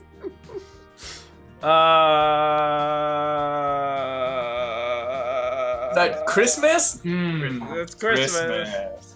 There was a war on Christmas, and Steve was fighting it. Oh no! I would argue that Christmas is more of a food holiday than Halloween, but that's just me. I think Halloween is candy, but Christmas, I would say, is the second food holiday.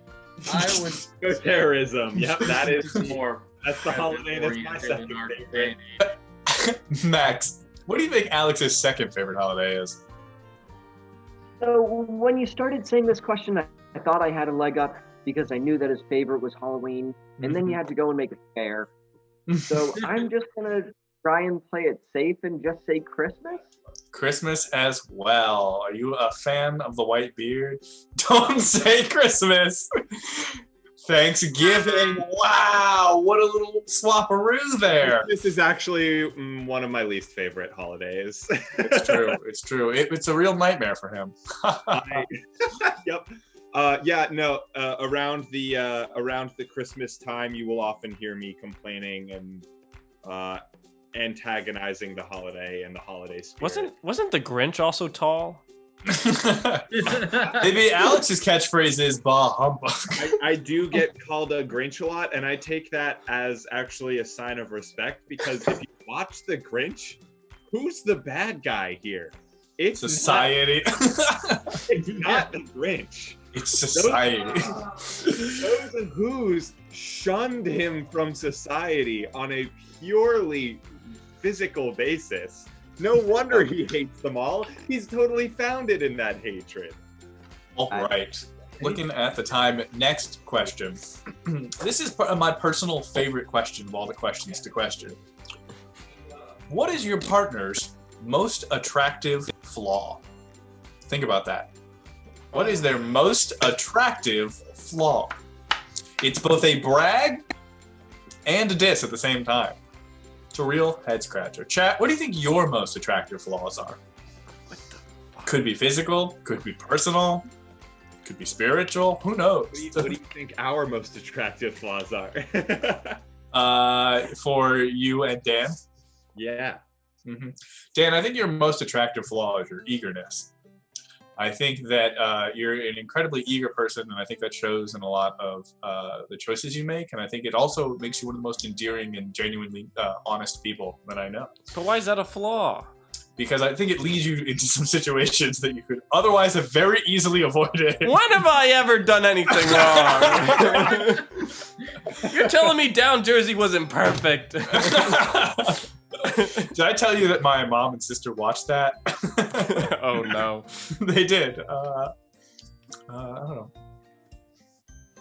know. Let's see. Alex, what is your most attractive flaw?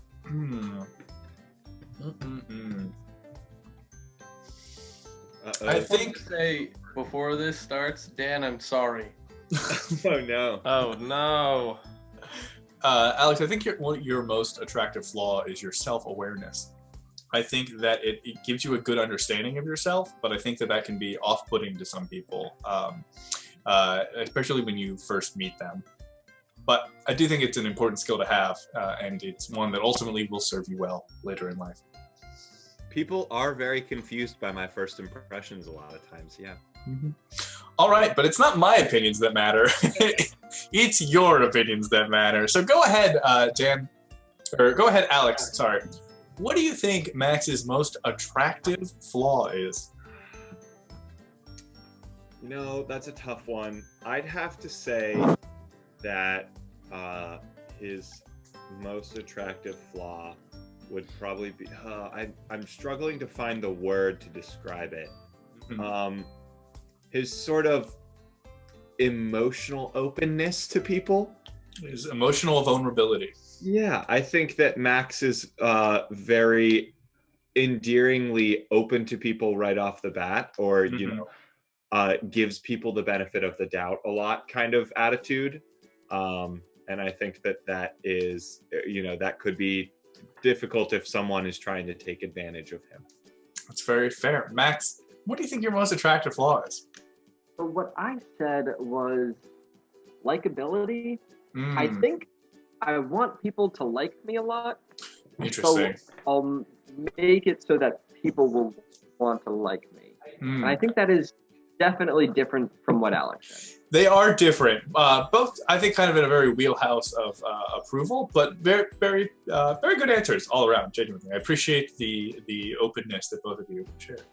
All right, I'm endlessly curious. Dan, what do you think Steve's most attractive flaw is? I think I'm gonna go with that. Like, Carbonate did just say this in the chat too, but that Steve's very trusting. Which is great, but you know, he's always there to help you out, be a good bud. But you know, someone could take advantage of that and stuff. But it's nice when you're not taking advantage of him. That's a good point. Steve, are you a trusted person? So what I said was similar to what Dan said, but I don't think that it's going to qualify. Don't open with that. I'll be the judge of that. Yeah. I'll be the judge of that. It's a different kind of trusting. Okay. I'm hopelessly optimistic. I always trust that everything is going to be good. That is a different type of trusting. Both, again, very close. Honestly, I'm very impressed with all answers all around. But no points. And it's been quite some time since we've seen a point. But that's what this round is for. Alrighty.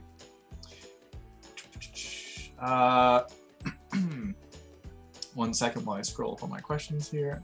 Now the next two questions are going to really keep pushing. I wanted us to have a nice break in the middle where we get nice and true honesty, some raw emotions here on screen. So, Steve and Max, what do you think your partner's greatest fear is? The thing that, not like, oh haha, that's so scary, but like genuinely terrifies them at their core. I'm gonna probably regret saying this, but mine is gas masks. Gas masks, on a physical side, terrify me. I think it's because of their blank expressions. But like those World War II gas masks just send shivers right up my spine. And then the thing outside of that would probably be Alzheimer's, because I think I'm 80% my brain and 20% me thinking about my brain. So anything that gets rid of that is truly terrifying for me. There you go. Those are my two deepest fears. Please use them to my will. I have this terrible, not a fear, but a terrible idea that one day we're going to be in like an Impractical Jokers type situation where we get to just store all the knowledge we've learned against each other and weaponize it. Oh, God. It's just going to be, you guys are going to put me in a maze one week and it's just filled with people in gas masks. It'll be horrible. But if you don't think, I want you to all know that I very much have like a Superman-esque file on each of you of how to destroy the Justice League. Oh, That's not Superman, that's Batman Or Batman-esque, yeah, a Batman-esque file of how to destroy everyone. That's not a joke. Might be, who knows. All right. Steve, what do you think Dan's greatest fear is? I think Dan's greatest fear is that he will be a failure as an artist. I think that's a deep cut. Dan, what's your greatest fear? So, I was going to say failure. But then I remembered that there are the high up things, and I don't like those at all. I was going to say failure, but then I looked down. No, but Steve, that was what I was thinking about, and I was like, wait, I do not get on roller coasters for a specific reason. Never make a masterpiece, but by George, I'll also never get on a roller coaster.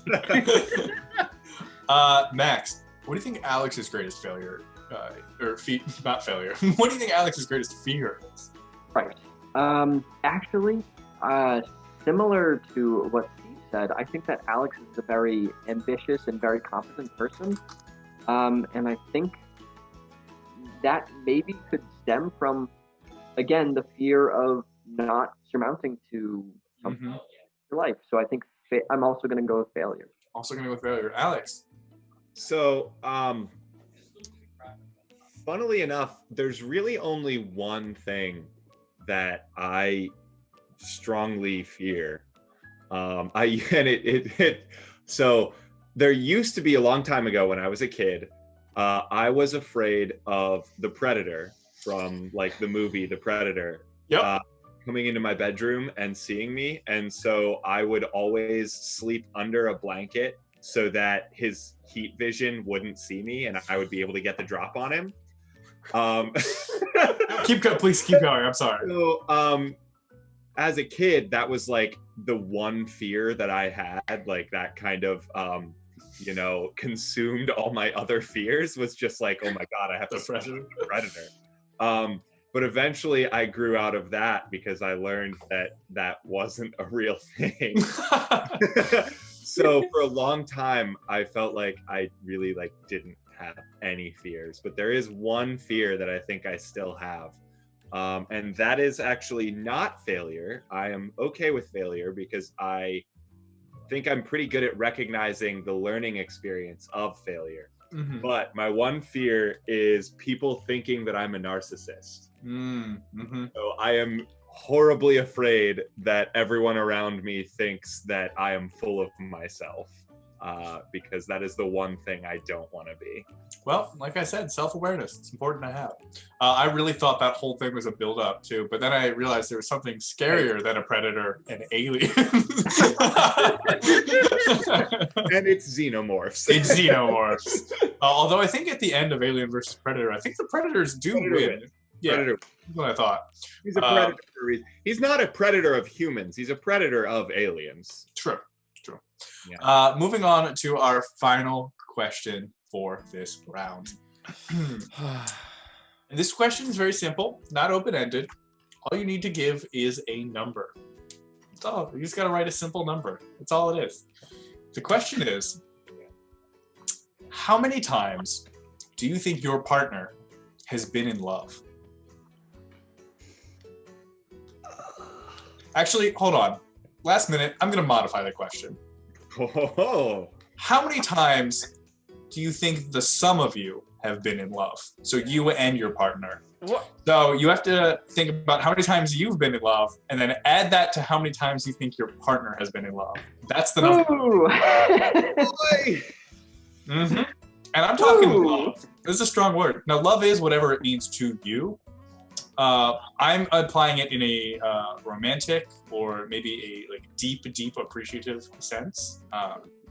So how many times have you and your collective partner been Right. Like, I mean, I love Spider-Man, but I don't think that counts for anything here. Or you love your family, but that isn't necessarily the kind of connotation I'm applying to it. Yeah. Now, I will say, just because I know this is probably the most personal question we'll have of the night, if you give your number and don't want to go into it, no pressure is needed. You are allowed to say as little or as much as you want.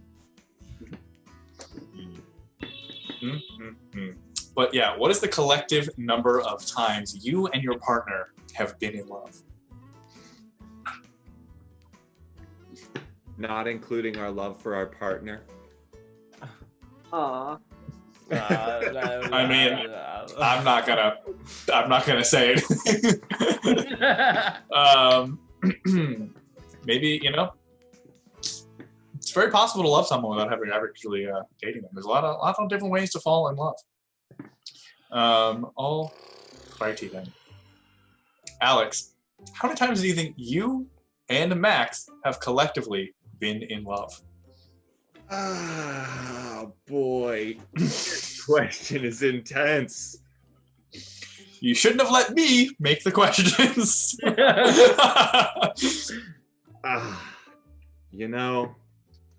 It's tough, but I think if I had to make any kind of educated guess, I think it's 2. 2. I think our sum is 2. All righty. Max, or before we do, well, I'm trying to think of what the most fair way to reveal this is, because you could just add your number, but Alex, why don't you go ahead? Oh, because they did write down a number. They wrote down a sum, right? Yeah, did you write down a sum? Yep, Yeah. Cool. So Alex, why don't you go ahead and, do you want to reveal your number, or you don't have to? Do you want to reveal your number, or just go to the sum? Sure. I think that we went 1 and 1. 1 and 1. Okay. Max, what number did you write down? I wrote down 3. Oh. Wow. Max, you want to tell us the split, or you don't have The to? thing is that I think that it's actually 1 and 1 as well. Mm-hmm. But I thought that Alex would think that I'm at 2. Okay. Ah. That's fair. That's fair. That's a fair point. I know you better than you thought that you. Dan, how many I times have you and Steve been in love? I'm gonna say collectively, Steve and I have been in love 2 times. 2 times. Is that a 1-1? 2-0? Yes, my prediction is to go for the 1-1. The 1-1. Steve, what number did you write down? So I just want to say that I way overestimated this because I don't think I've ever been in love, but I thought Dan was 6 times. It was all of his prom dates except one of them.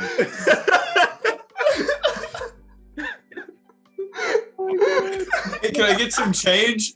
Just keep the change. She loved me.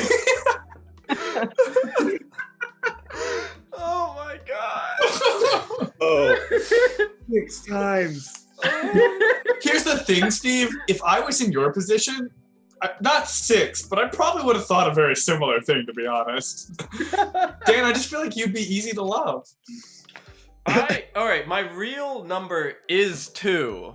Mm-hmm. All right, so I was like, I don't know. I think Steve will either think it's 1 and 1, or I don't think Steve has been, and then he'll think that I've had one more than the one that I'm currently in, so he would guess 2. That's fair. It's a fair answer. And that brings us to the end of the second round, and it looks like Axe is beating Stan by 1 six question. times. Yeah. For the sake of time, I will move us into our next round, so no more in between banter. Dom, how much have you been in love? Yeah, Dom, what's your answer? How many times have I been in love? 2. I've been in love 2 times, I believe. Mm-hmm. And I will not elaborate more on that. I was thinking of whether, like, I almost said 3, Max. We almost had it because I was thinking of whether or not I was 1 or 2, but I decided to go with. Yeah, it was a combination of like being like Alex could be 1 or 2, but maybe he also thinks that I'm 2 and he's 1. So I felt like 3 was just a safe answer, but I should have. Steve, I was never gonna get 6. I don't know how to quantify this. That's fair. It's a That's valid fair point. enough. Fair enough. Valid point. So we'll move into our third round, and this is just appropriately titled Multiple Choice. So the way this is going to work is we'll keep alternating. And some of these can get kind of long, so write as much of the answers you think is representational of the multiple choices. I'm going to ask what your relationship is most like, and I will provide you each time with 3 different options. And I'm not going to explain any more. You'll figure it out. So this time we'll start with Alex and Dan, just to keep the alternation going. So you 2 will be guessing first, and then Steve and Max, you 2 will be writing first. Okay? Would you describe your friendship with your partner as salt, sugar, or spice? Salt, sugar, or spice. Now the words can mean whatever you want them to mean. It's up to you to understand the connotation and agree on it with your partner. So what do you think? Are you guys more salt, more sugar, or more spice? Got your answer, Steve? Dan has it written down, right? No, you're writing it down. You're writing it down this time, No. Steve. No. All right, write it down while I do Alex. Alex, do you think your relationship with Max is more salt, sugar, or spice? So, I think out of the 3, the least likely would be salt. Mm-hmm. because I could see a decent argument for sugar or spice. Okay. So it's tough, but I think that just barely sugar would be a little bit more accurate. So I'm going to go with sugar. Sweet on it. Max, salt, sugar, or spice? It's the sugar of the sea. Whoops. Hey, Oh. salt! Sugar of the sea. It's like tuna. Chicken of the sea. Oh, yeah, That's exactly. great. So my rationale was that I think out of anyone, me and Alex have some of the most headbutting philosophies. I think Alex is very practical and pragmatic, and I think I'm much more loosey-goosey out there. Mhm. So I think that makes us kind of a little bit more conflict. So That's true. I think it's a fair interpretation on both sides. And now we shall move into Dan. Which of the three options do you think you are most like with Steve? I'm gonna also go with salt. Salt? Yes. All right. Steve? Salt? I said sugar. Sugar! Oh! I honestly just assumed that every relationship with Dan was spice, but what do I... Kind of me too. I thought Yeah. so too. I assumed it was Alright. salt because, like, you don't really like it, but, like, it wouldn't taste good if it wasn't there, you know? Valid. Don't think... All right. Valid. Now that you understand, I tried to arrange these ones in order of what I think is levels of cool. So for those of you that know what that means, you'll understand as we move along. Next up is, would you describe your elephant or your friendship as elephant, crocodile, or zebra? Steve, think about it. Max, think about it. Alex and Dan, write down an answer. Friendship. Or Yeah. friendship. Your friendship, your relationship as elephant, crocodile, or zebra. Now, at this level of the questioning, there's still a lot that can be Interpreted. societally interpreted. You know, there are benchmarks for what we think these words mean in our lexicon. I will say that this is going to get harder and harder each time. So Oh no. think about it. Steve, we need this comeback. And here's the thing. These are multiple choice, so it's very possible you can just guess your way into them. But you still have to guess correctly. Okay, enough stalling. Steve, what do you think your relationship is? Elephant, crocodile, or zebra? Well, I often like to talk about my friendship with Dan, so it's not an elephant. Mm-hmm. So I'm gonna say that because Dan is both normal and edgy, it's a zebra.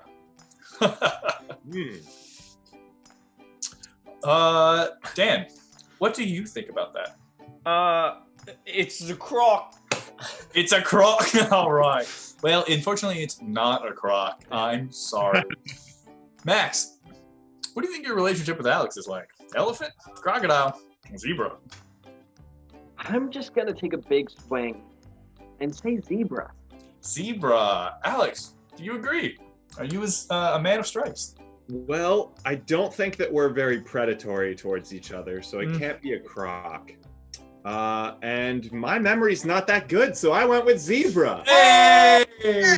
For the first time in what must be at least a dozen questions, points are on the board, and this is weirdly the widest gap we've had in scoring so far. But it's okay, plenty of room for I was just comeback. thinking nothing's black and white, so why would I say zebra? Perfect. All right. Moving on, so we can get to the good questions. Would you describe your friendship with your partner as space, ocean, or sun? Space, ocean, or sun? Fucking.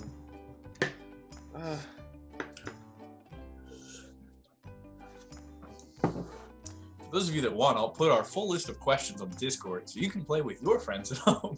Yeah, nice. Yeah. Discord. Exclamation Oh, point yeah. Discord. Alrighty. So just to remind Steve and Max, you two are writing this time. Space, ocean, or sun. Alex. Max, you got your answer? Max. Max. Don't poke him. Alex, would you describe your relationship as space, ocean, or sun? So it's tricky. It's tricky. I could see an argument for any of these, but I'm hoping that my favorite of the three is kind of going to come out on top here. I'm going to go with space. I figured you would. Max, what did you pick? So the thing is that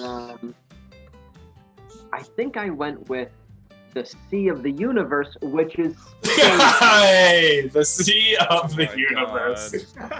Dan, you getting nervous over there? I am nervous. I'm very nervous, but I'm confident that Steve and I are on the same wavelength right now. And by Alright. wavelength, I mean wave, and I mean the ocean. Alrighty, Steve, did you pick the ocean of the ocean, which is the ocean?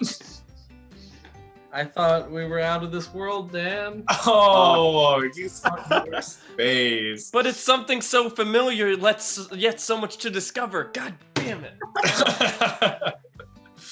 Oh man, Steve, I genuinely thought you were gonna pick the sun just so you could quote Seven Deadly.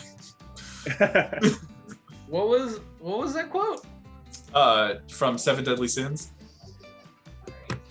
Escanor, I am the sun.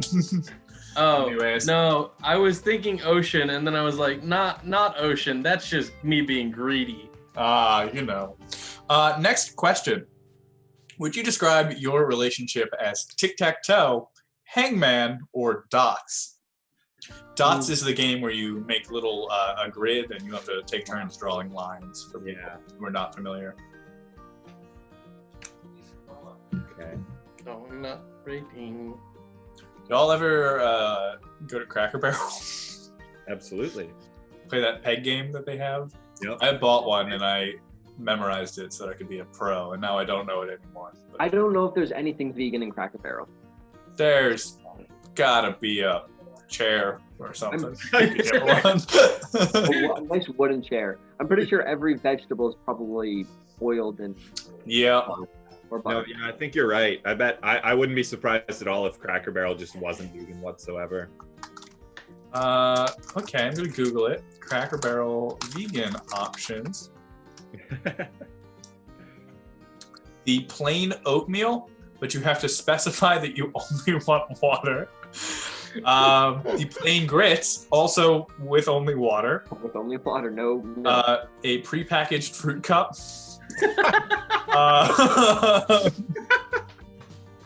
The salad, but you must ask them to specifically take off the dressing, the croutons, and the cheese. And then this last one just says a firm handshake. So there you go. Those are your vegan options. Alrighty. Who is writing this time? That was Steve or Alex. Okay, so Steve, is your relationship with Dan more like tic-tac-toe, hangman, or dots? I'm gonna say it's like shooting out things and trying to figure out what sticks. So I'm gonna say hangman. Hangman. Alrighty, Dan. What did you pick? Hey-yo, back on the board, baby. Back on the board, baby. hangman. That's what I like to see. Still a little bit of a lead from the other team. Can you widen it? Max, what is your relationship with Alex like? The thing is that Dots is actually a pretty heady game, and I think me and Alex are on that level. So I'm gonna go with Dots. Dots is my favorite of the three of them. Alex, what did you pick?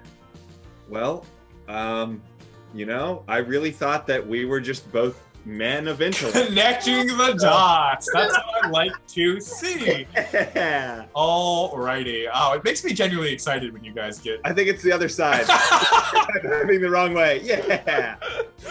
Makes me excited when you guys do get the right answers. Moving on to our next question.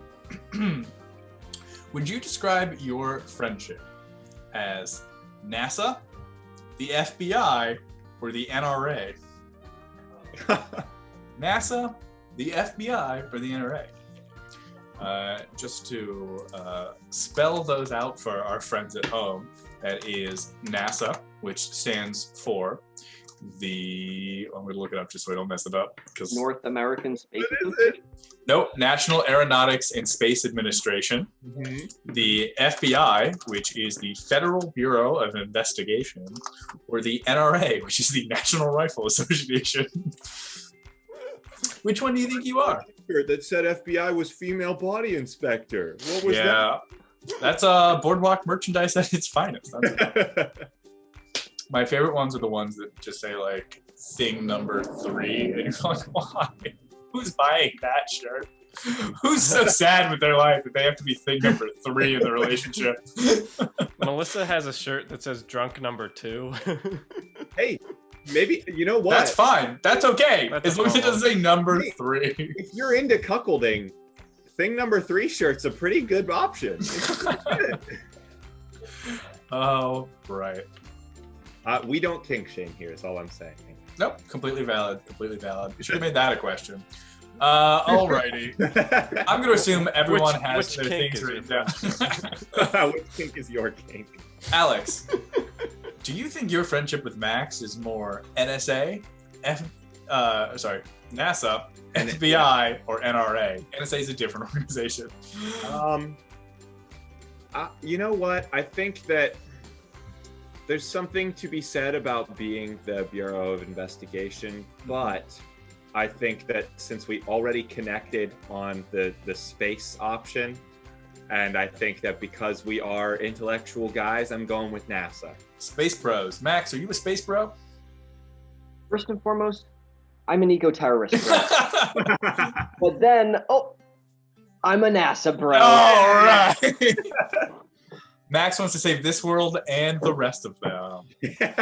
Dan, All right. what are you thinking here? Well, Steve already knows that I don't give a shit about space. If there's anything important, it would already be right in front of me. So, I'm gonna go with FBI just because we both like a good cop character, and both like a good cop character. I think both in the back of our minds we do still chuckle at the female body inspector joke. Steve, what is your answer? Dan, I always learn new things about you. And that's why I said FBI. Hey! Oh, there we go. Wow, things are getting very neck and neck here. Very exciting. Let's move on to what I would consider the last relatively normal question. Oh, good. We're about halfway through the list right now.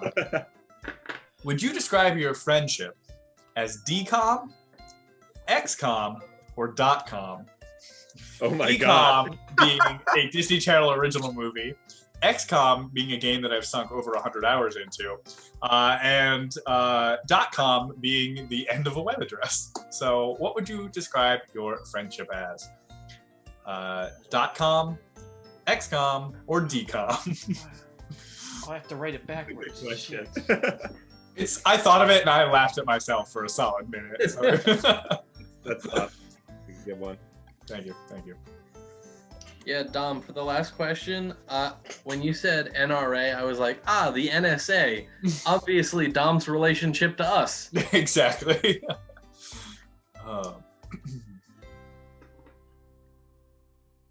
So, what do you think?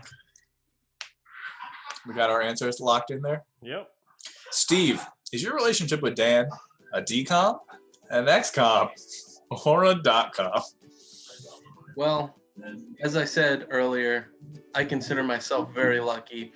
And what other place to find the luck of the Irish than a DCOM? A DCOM, a Disney Channel original movie. Dan, are you in a smart house tonight? Look, I'm just saying, Steve, I don't like going to space, but I like going to Disney World! Yeah. Wow, truly fantastic. All right. Max. Yes. What's your relationship with Alex like? This is a tough one. They're all good answers. They're all great answers, in fact. I know that Alex is a techie person. Mm-hmm. That's why I went with a .com. Alex, are you gonna put the comm in communication here?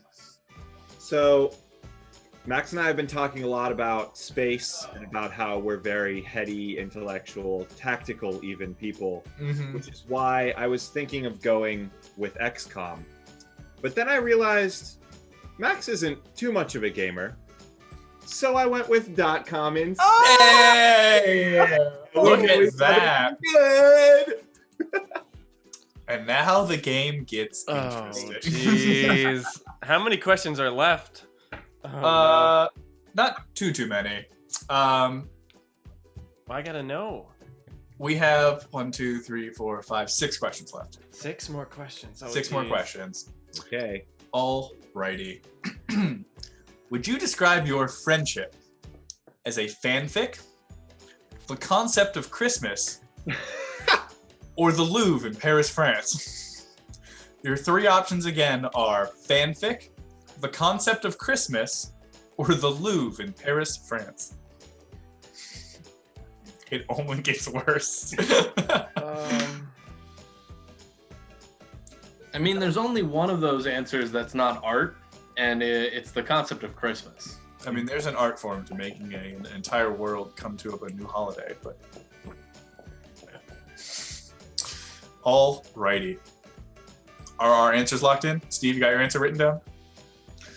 Alex, do you think your relationship with Max is like a fanfic? Like the concept of Christmas, or like the Louvre in Paris, France?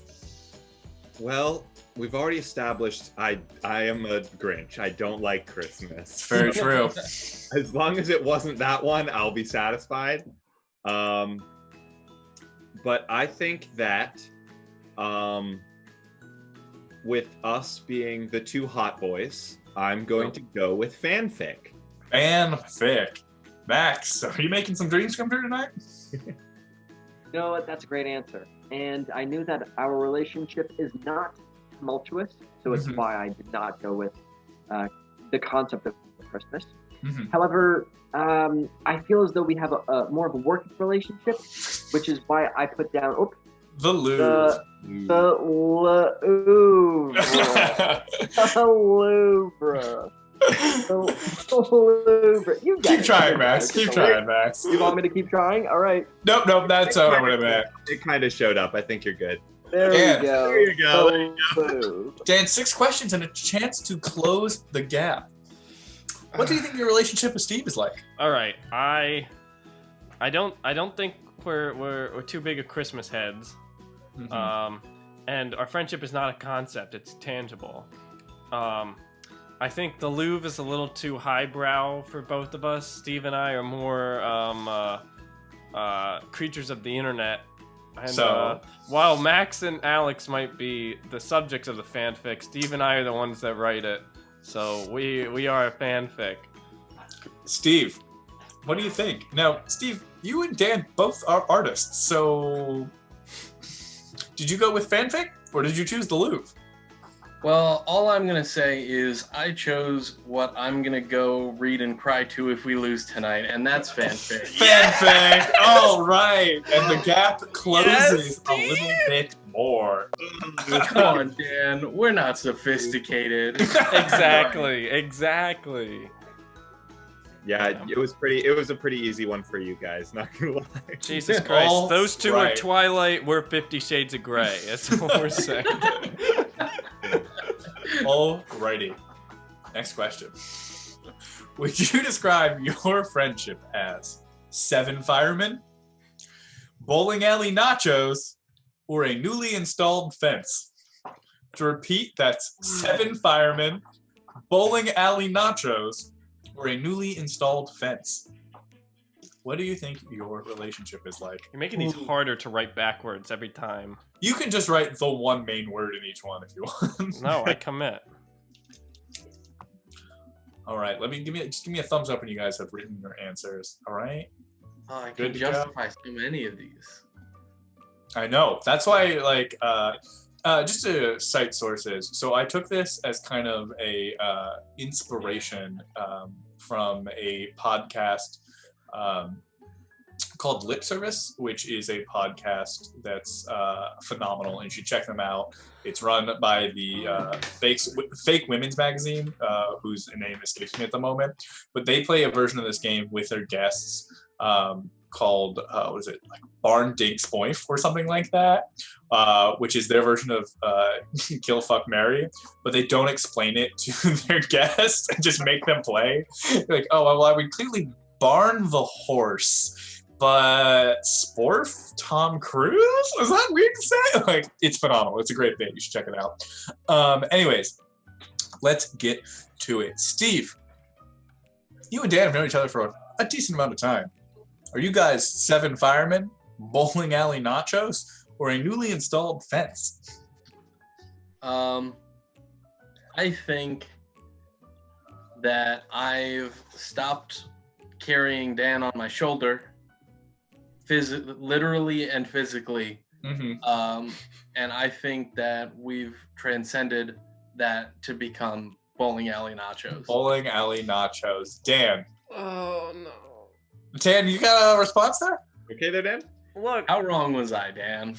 you're spot on. Oh! I knew it! What's more bowling alley alley nachos than dipping yourself in that cheese, Dan? Good Oh job. my god. Max, Easy. That was easy, Steve. We 7 got firemen, That actually Bowling wasn't alley easy for nachos? me. That was a 50-50 shot.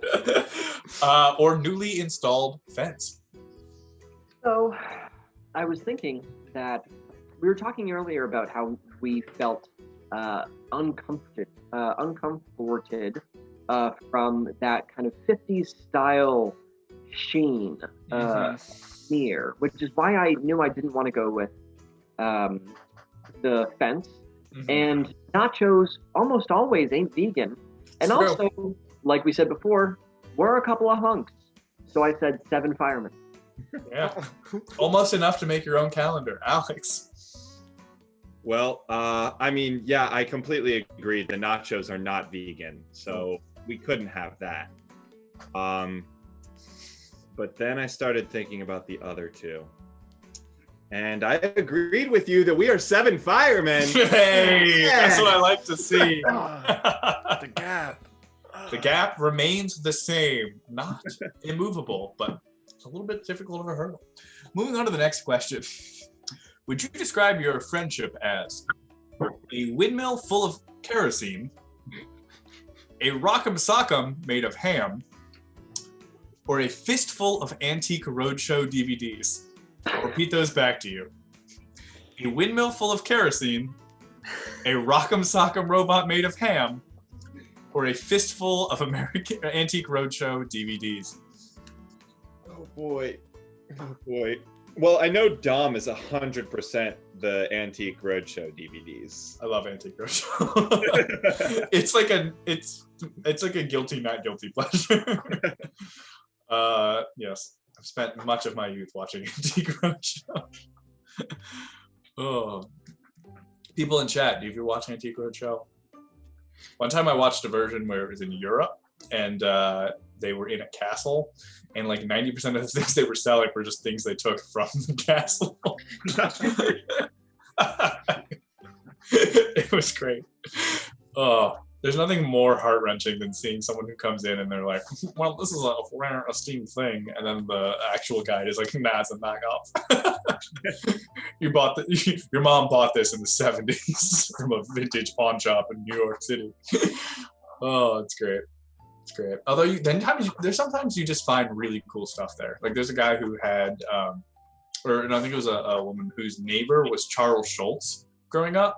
So she just like, her dad just got gifted hundreds of like original Peanuts comics, and that each one could sell for like $1,000. It's absurd. Anyways, Alex, you and Max, you've learned a lot about each other tonight, but there's still more to uncover. Yeah. Are you a windmill full of kerosene, a rock'em sock'em robot made of ham, or a fistful of antique roadshow DVDs? Well, the question was, which one is Max, right? It's which one is your friendship? Our friendship. Okay. Yes. Well, I mean, the rock'em sock'em of meat is out. Probably. So I love choosing from 2 options instead of 3. And God damn I it. think that when it comes down to it, while Antiques Roadshow is very interesting, I think that the eco-terrorism combined with my sort of boyish whimsy would result in a windmill just waiting to be set on fire. That sounds impressive. I'm going with the windmill. Max. Well, we've been on a good streak, and it seems as that streak is not going to go on for much longer. But it will this time! Hey, a windmill full of kerosene. Wow. A windmill full of kerosene. Why your phone's doing that all of a sudden, but Alrighty. Dan. All right. Let's see. So, the windmill full of kerosene, I guess that's cool, but that seems a little too... You know, Steve and I, we have a good time together. We like hanging out together. You know, we're just a humble two little boys that like hanging. And you know, the DVDs make sense because I do film, and the Antique Roadshow makes sense because I think Steve likes history and other things like that. So I'm gonna go with a fistful of Antique Roadshow DVDs. Fistful of Antique Roadshow DVDs. Steve, what do you got for me? Dan, I'm not a huge fan of Antiques Roadshows, but I do like American Pickers. Hey, fistful of DVDs. Good job. I have seen a lot of American Pickers also. I swear to God, my two history teachers in freshman year of high school looked exactly like the two guys from American Pickers. No. Alrighty, next question. 3 more questions to go. oh boy. Dan, you really need the other team to not get a point here. Yeah, we need to get all of them, and for them to get none of them, and then we win. Come on. Alrighty. Would you describe your friendship with your partner as the Wikipedia backup server, a barn covered in glitter, or the third act of Thornton Wilder's Our Town? You say Repeat our partner or our relationship? Your relationship with your partner as the Wikipedia backup server, a barn covered in glitter, or the third act of Thornton Wilder's Our Town? Fun fact, Thornton Wilder actually lived in my town. Really? Yeah. So the Our Town is your town. No, it's not. He lived here. He did not base the play off of it. That's Otherwise, it would be a bunch of stingy, rich snobs. That's fair. That's very much not what the play Our Town is about. What I think is fascinating fact here is the only residency that still survives that Benjamin Franklin lived in is actually in the UK and not in America. He lived in many houses in America and only like 2 in London, and the one in London is preserved and none of the UK ones are. But there is a placard here in Philadelphia that marks his privy hole. And if you don't know what that is, Google it. We kept the important part. We kept the important parts. Have we written down our answers, Dan and Alex? Yep. Cool. Steve, what do you think about you and Dan, huh? Are you guys the Wikipedia backup server, a barn covered in glitter, or the third act of Thornton Wilder's Our Town? Well, I feel that the backup server for Wikipedia is more of a me thing than a Dan thing.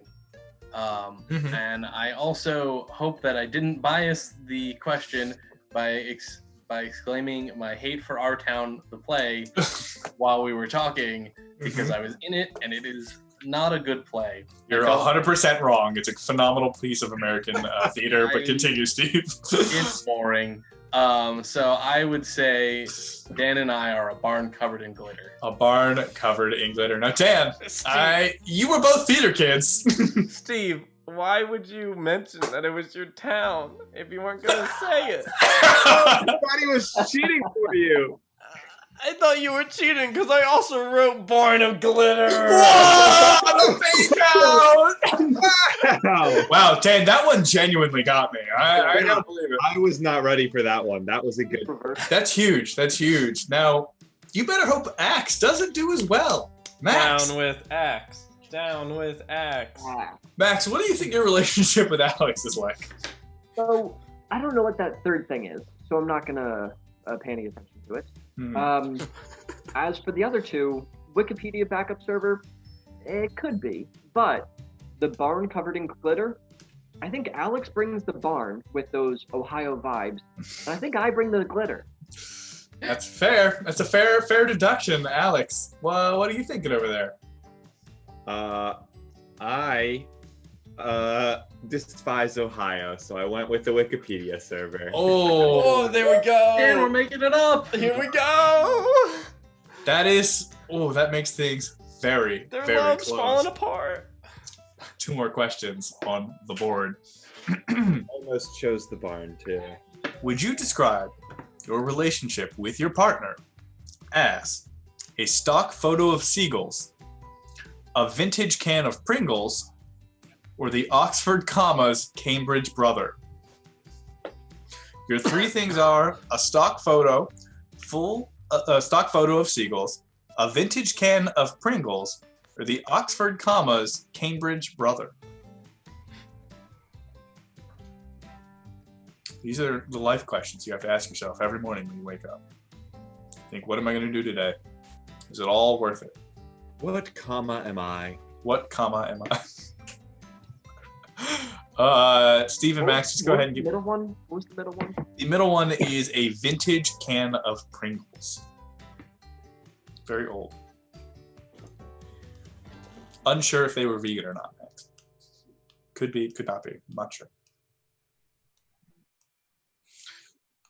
Original flavor. All righty then. Steve, you good? Oh, I'm just drawing a picture. Max? Good. Cool. Alex, how would you describe your relationship? Do you guys think you're a stock photo of seagulls, a vintage can of Pringles, or the Oxford commas Cambridge brother? So, I don't believe that we are seagulls. I think that they just don't really fit us. Okay. The other two I had a hard time going through because on the one hand, I really love Pringles. I absolutely love Pringles so Your much. trip? And on the other hand, I love the Oxford comma. So why would I betray the Oxford comma and go for the Oxford comma's Cambridge brother? Mm-hmm. But I think when it comes down to it, the fact of the matter is we are thoughtful people no matter where or who is using the comma. So I'm going to go with the comma. Max, did you have a literary stroke of genius? What did you pick? Here we go. Ah, damn it. This is the worst. I didn't. Whoa, I didn't. The vintage I Pringles! chose vintage. I chose the vintage Wow. Pringles. Yeah. This does make things exciting, though. Oh God. Dan. Okay. Daniel, Yes. what is your answer? So, again, I didn't think seagulls necessarily exactly matched Steve and me, even though we do squawk a lot individually. And I don't think either of us really care that much about grammar. But again, Steve is into history, which is vintage, and I think my personality is a Pringle. So I'm gonna go with vintage Pringles. Wow, going for the same answer as Max. Steve, did you learn from Max's mistakes? So, to me, it was a 50-50 shot between the Seagulls and the Pringles. And Good odds, good odds. ultimately, I figured the Pringles was too selfish, so I chose the stock photo of Seagull. Oh, that is going to hurt. Now, Hey! we still have a chance for a tie game. Oh God. Still have a chance for a tie game here. So, let's see what happens. Last question, right? This is the final question. Oh no. Boy. Worth double? Nope. Damn it. Would you describe your friendship as an upscale water treatment plant in Salt Lake City, a game of Monopoly played backwards between telepathic dogs, or the entire collection of Barnes & Noble's secret supply of Mona Lisa misprints? I'll read those back to you one more time. Would you describe your friendship as an upscale water treatment plant in Salt Lake City, a game of Monopoly played backwards by telepathic dogs, or the entire collection of Barnes & Noble's secret supply of Mona Lisa misprints? Does anyone need any of this repeated? Why don't you say it one more time just to be safe? Just to be safe, all right. An upscale water treatment plant in Salt Lake City, a game of Monopoly played backwards between telepathic dogs, or the entire collection of Barnes & Noble's secret supply of Mona Lisa misprints?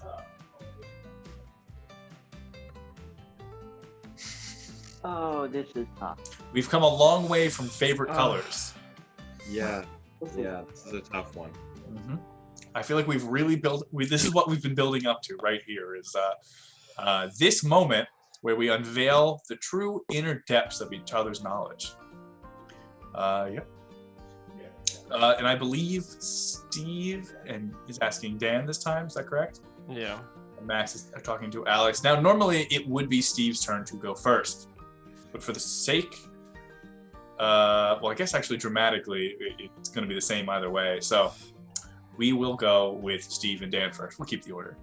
Steve, for a tie, do you think your relationship with Dan is closer to a water treatment plant in Salt Lake City, a game of Monopoly played backwards by telepathic dogs, or the entire collection of Barnes & Noble's secret supply of Mona Lisa misprints? Walk me through this, Steve. A lot's right. So, to address the first one, Yes. I don't think that Dan and I are as upscale as an upscale water treatment plant. Mm-hmm. And telepathic dogs was a little tricky to go with. Mm-hmm.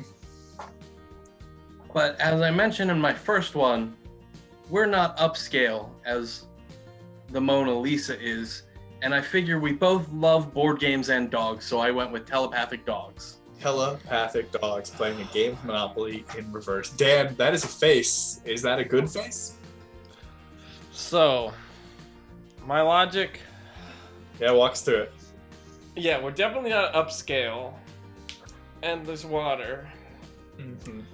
But Mona Lisa knockoffs, or misprints, or whatever they were, isn't that upscale? And we're both artists. So I went with Monopoly Psycho Dogs! The game is now at a tie. Team X. Team X. Oh, God. This is very important. Oh, my God. Max, a million. Here it goes. Is your relationship with Alex an upscale water treatment plant in Salt Lake City, a game of Monopoly played in reverse by telepathic dogs, or the secret collection of Barnes & Noble's, or the entire secret collection of Barnes & Noble's misprints of the Mona Lisa? This is very difficult, Dom. Thank you. So let me go through my logic as well. All right, let's hear it. It's important. We've had a lot of these kind of like spatial kind of like things, or like we connected really hard on space. So that's why the telepathic dog spectrum has a little bit of that air, but I felt like that was basically the loosest connection. Next up was something else that we connected on really well was the fact that we felt like our relationship was about the Louvre in France, in which houses the Mona Lisa. It's true. So I thought that was a pretty good contender for it as well. However, Max, you've cut out at a very dramatic time. thought least fit not as well was. Oh wait, am I in? Oh, okay, You're good now. sorry. You're good. The one that I thought fit at first not well at all was the one about the water treatment plant. One that is very eco-focused, which is me. But as you all well know, anything west of Pennsylvania is Ohio. So I thought that Alex was going to resist very greatly to salt. Alex, resist as he may, he can't truly resist his nature. And that's why I have to go with high-end wastewater treatment plant in Salt Lake City. Alex, for literally all the marbles, what did you pick? Oh God. Well, I did recognize along with you, Max, that the Louvre was something we connected on. Although, if you remember correctly, I believe that was actually one that I got wrong about you. Wow. So I decided not to go with the knockoff Mona Lisa. Well, that leaves it as a 50-50 then. Mm-hmm. So that left it between the upscale water treatment plant that you chose, or the psychic dogs playing Monopoly backwards. One thing I have said on stream before is that I hate Monopoly. I really don't like that game. I am not a fan.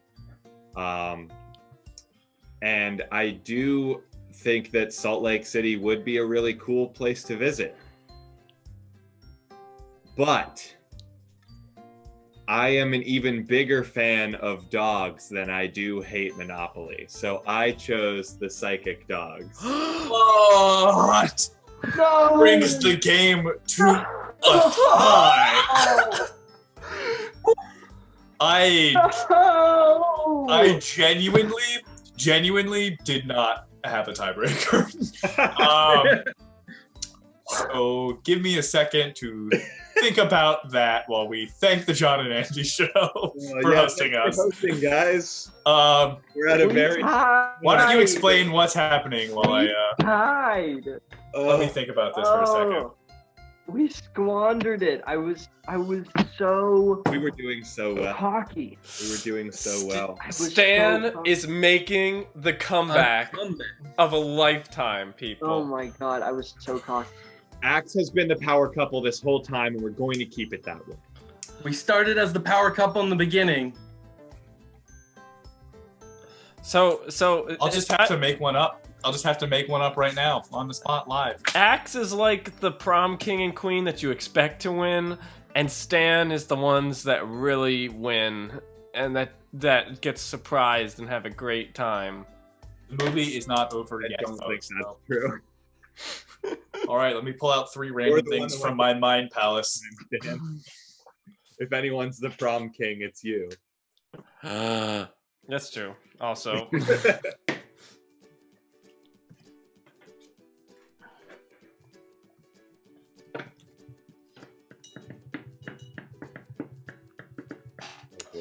I stand. Yes.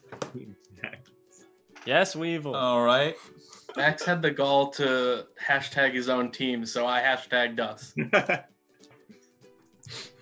Let me just write down the 3 things so that they are fair. I've gotten one of them so far. I'm trying to give things that I know you all have not talked about tonight, so that we can potentially make this a bit more even.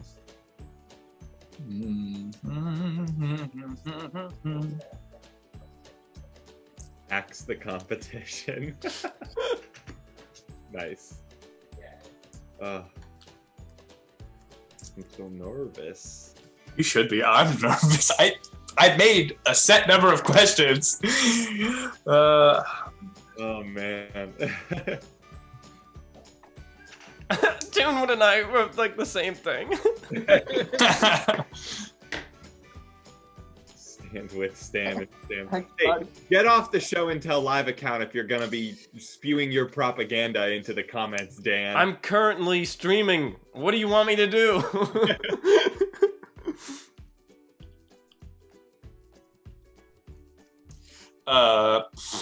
One more. I gotta make it count.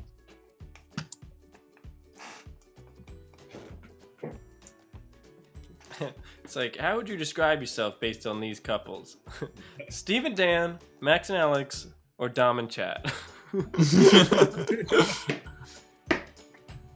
Tom in chat. Toonwood's changing sides. No.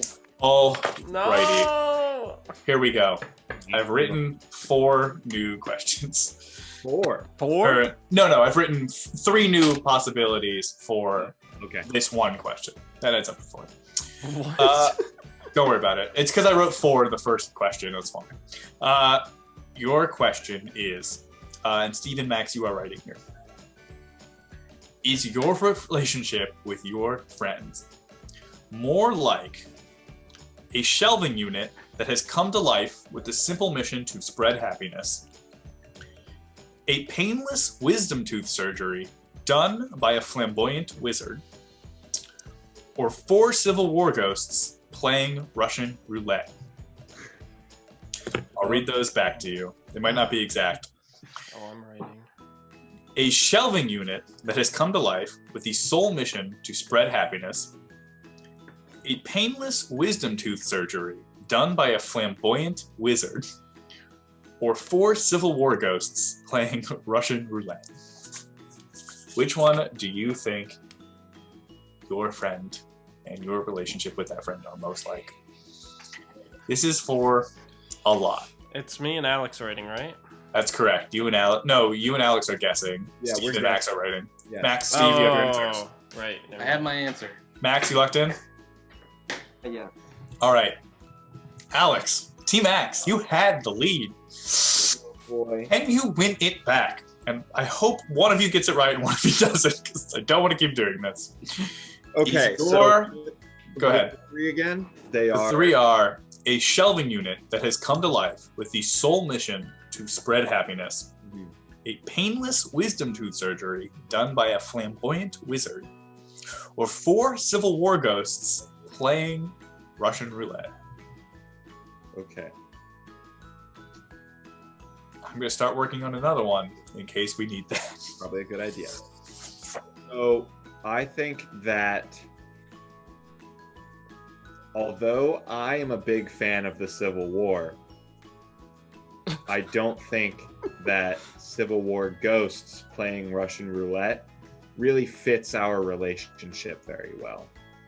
I think it's got a very different tone than what Max and I are about. Now, I thought a lot about the shelving unit, and I think that I am a very handy person. I build a lot of things, and it's sort of a difficult first reaction to go for the option that has friendship in it when you're describing a friendship.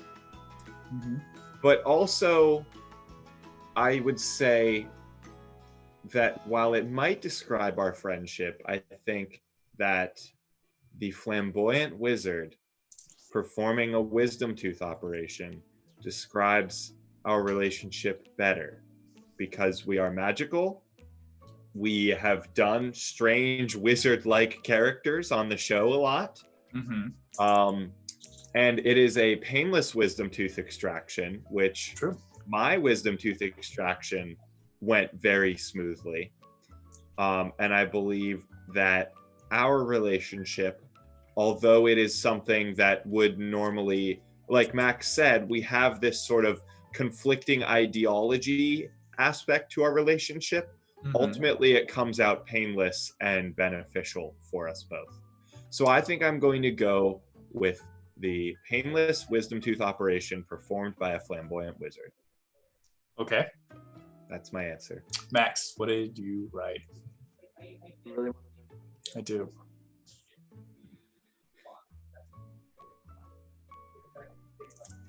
I said that me and Alex's relationship, Mm-hmm. I said that we were, it's green again. I said that we were a shelving unit to spread happiness. That, unfortunately, is not the answer we were looking for. Both well-structured young men, and we spread a lot of happiness. Stan, Yeah. you've got a moment for glory here. Oh gosh. Now, let's not draw it out too much in case it isn't, but Yes. Stan, what So, do you pick? my logic. Shelving unit. Neither of us are tall. Why the fuck would we do that? Whatever the second option was, I don't like it. The third option, Civic War Ghosts that are playing a Russian roulette scene. You think Steve and I didn't already do that improv scene? I don't remember it, but I would exactly expect us to do that.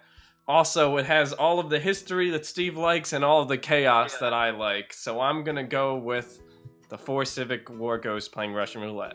Civil Steve. War? Steve. I don't think they fought the Civic War, Dan. Oh, I know it's a Civil War. I just misspeak because I was excited. Steve, what do we have? So, Dan, that improv scene that you're thinking of, you weren't there. That was me and Alex. I went with the brave little toaster. Oh, the shelving unit. What did he Okay. write? Oh, shelving unit. Wow. Well, good thing I'm working on this next question. If you don't get this next question, we're calling it. That's Okay. It's just a tie. Okay. But Okay. I have one more noun I need to put in here for some. Oh, Oh, this stuff's jeez. crazy. This is some crazy stuff, man. This is some crazy shit. Now this is content. I can't believe it's so close to one of us getting legally married and the other one getting killed off on live internet. Mm-hmm. You think that's the first time this has happened? Okay, one more adjective, and there we go. Questions Your are three- Mad Libs. Your Confirmed. 3 new ones. And final one, so I hope there is a winner. And Alex and Dan, you are writing again. Yep. Would you describe your relationship with your friend as one too many buttons on a festive festival hammock, the gears of Big Ben's personal exotic masseuse, or a holographic mirror that is also a vending machine? Your 3 options are one too many buttons on a festive festival hammock, the gears of Big Ben's personal exotic masseuse, or a holographic mirror that is also a vending machine.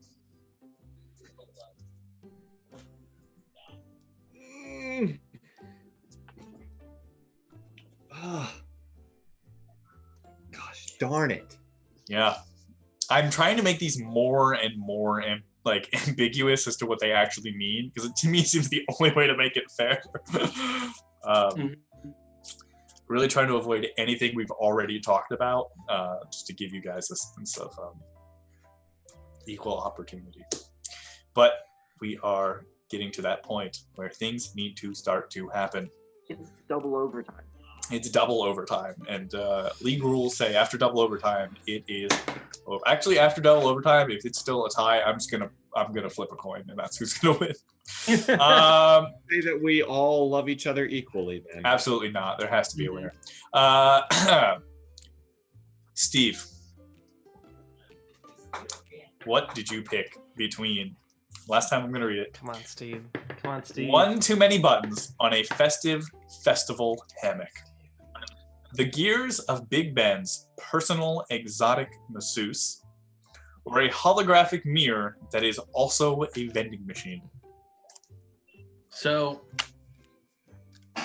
I'm just going to come out cut and dry, and I think we've already talked about how Dan identifies as a Pringle, and hopefully that doesn't make us end up as single. So I'm going with the vending machine. Dan, what did you pick?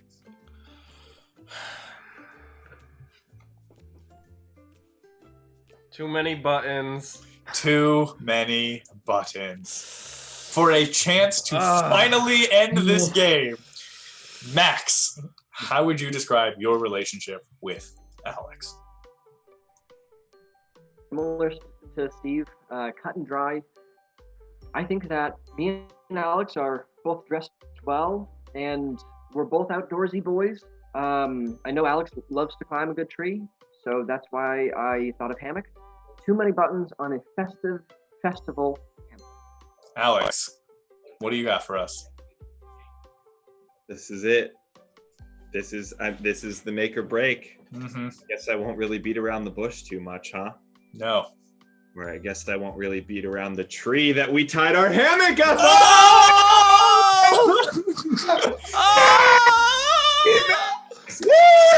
And with that, an official victory has been declared. Ladies and gentlemen, and everyone in between, thank you so much for watching tonight. We greatly appreciate your viewership. We hope you've had a wonderful time here on Show and Tell Live Plays the Newlywed Game. Let's give a mild golf clap to Team Stan for their efforts tonight. And without further ado, let us give firm, crisp handshakes to Team Axe and their wonderful accomplishment on knowing slightly more about the person they see 4 times a week. Thank you so much, everyone. And remember, have fun out there. Love each other, be kind, and take some time to get to know each other. That's all for Show and Tell Live. Good night, everybody. Bye. Good night. Who are we gonna raid? Oh, yeah. Oh, The good Harry point. Horror Show. No, we raid Damn Harry it. a lot. Why don't we go ahead and raid? Let's see who's on. No. Why don't we go ahead and raid Castlehead? We like Castlehead a lot. They probably don't know who we are, but that's okay. Let's go give them some love. Castlehead is a phenomenal streamer who does digital puppetry, similar to what Steve did on his stream, and hopefully we'll be doing sometime in the future. So go give them love. Spam those Bricko emotes. And thank you all for tuning in tonight. Greatly. Everybody, good night. Good night. Bye. Good night, everybody. Thanks. And there you have it.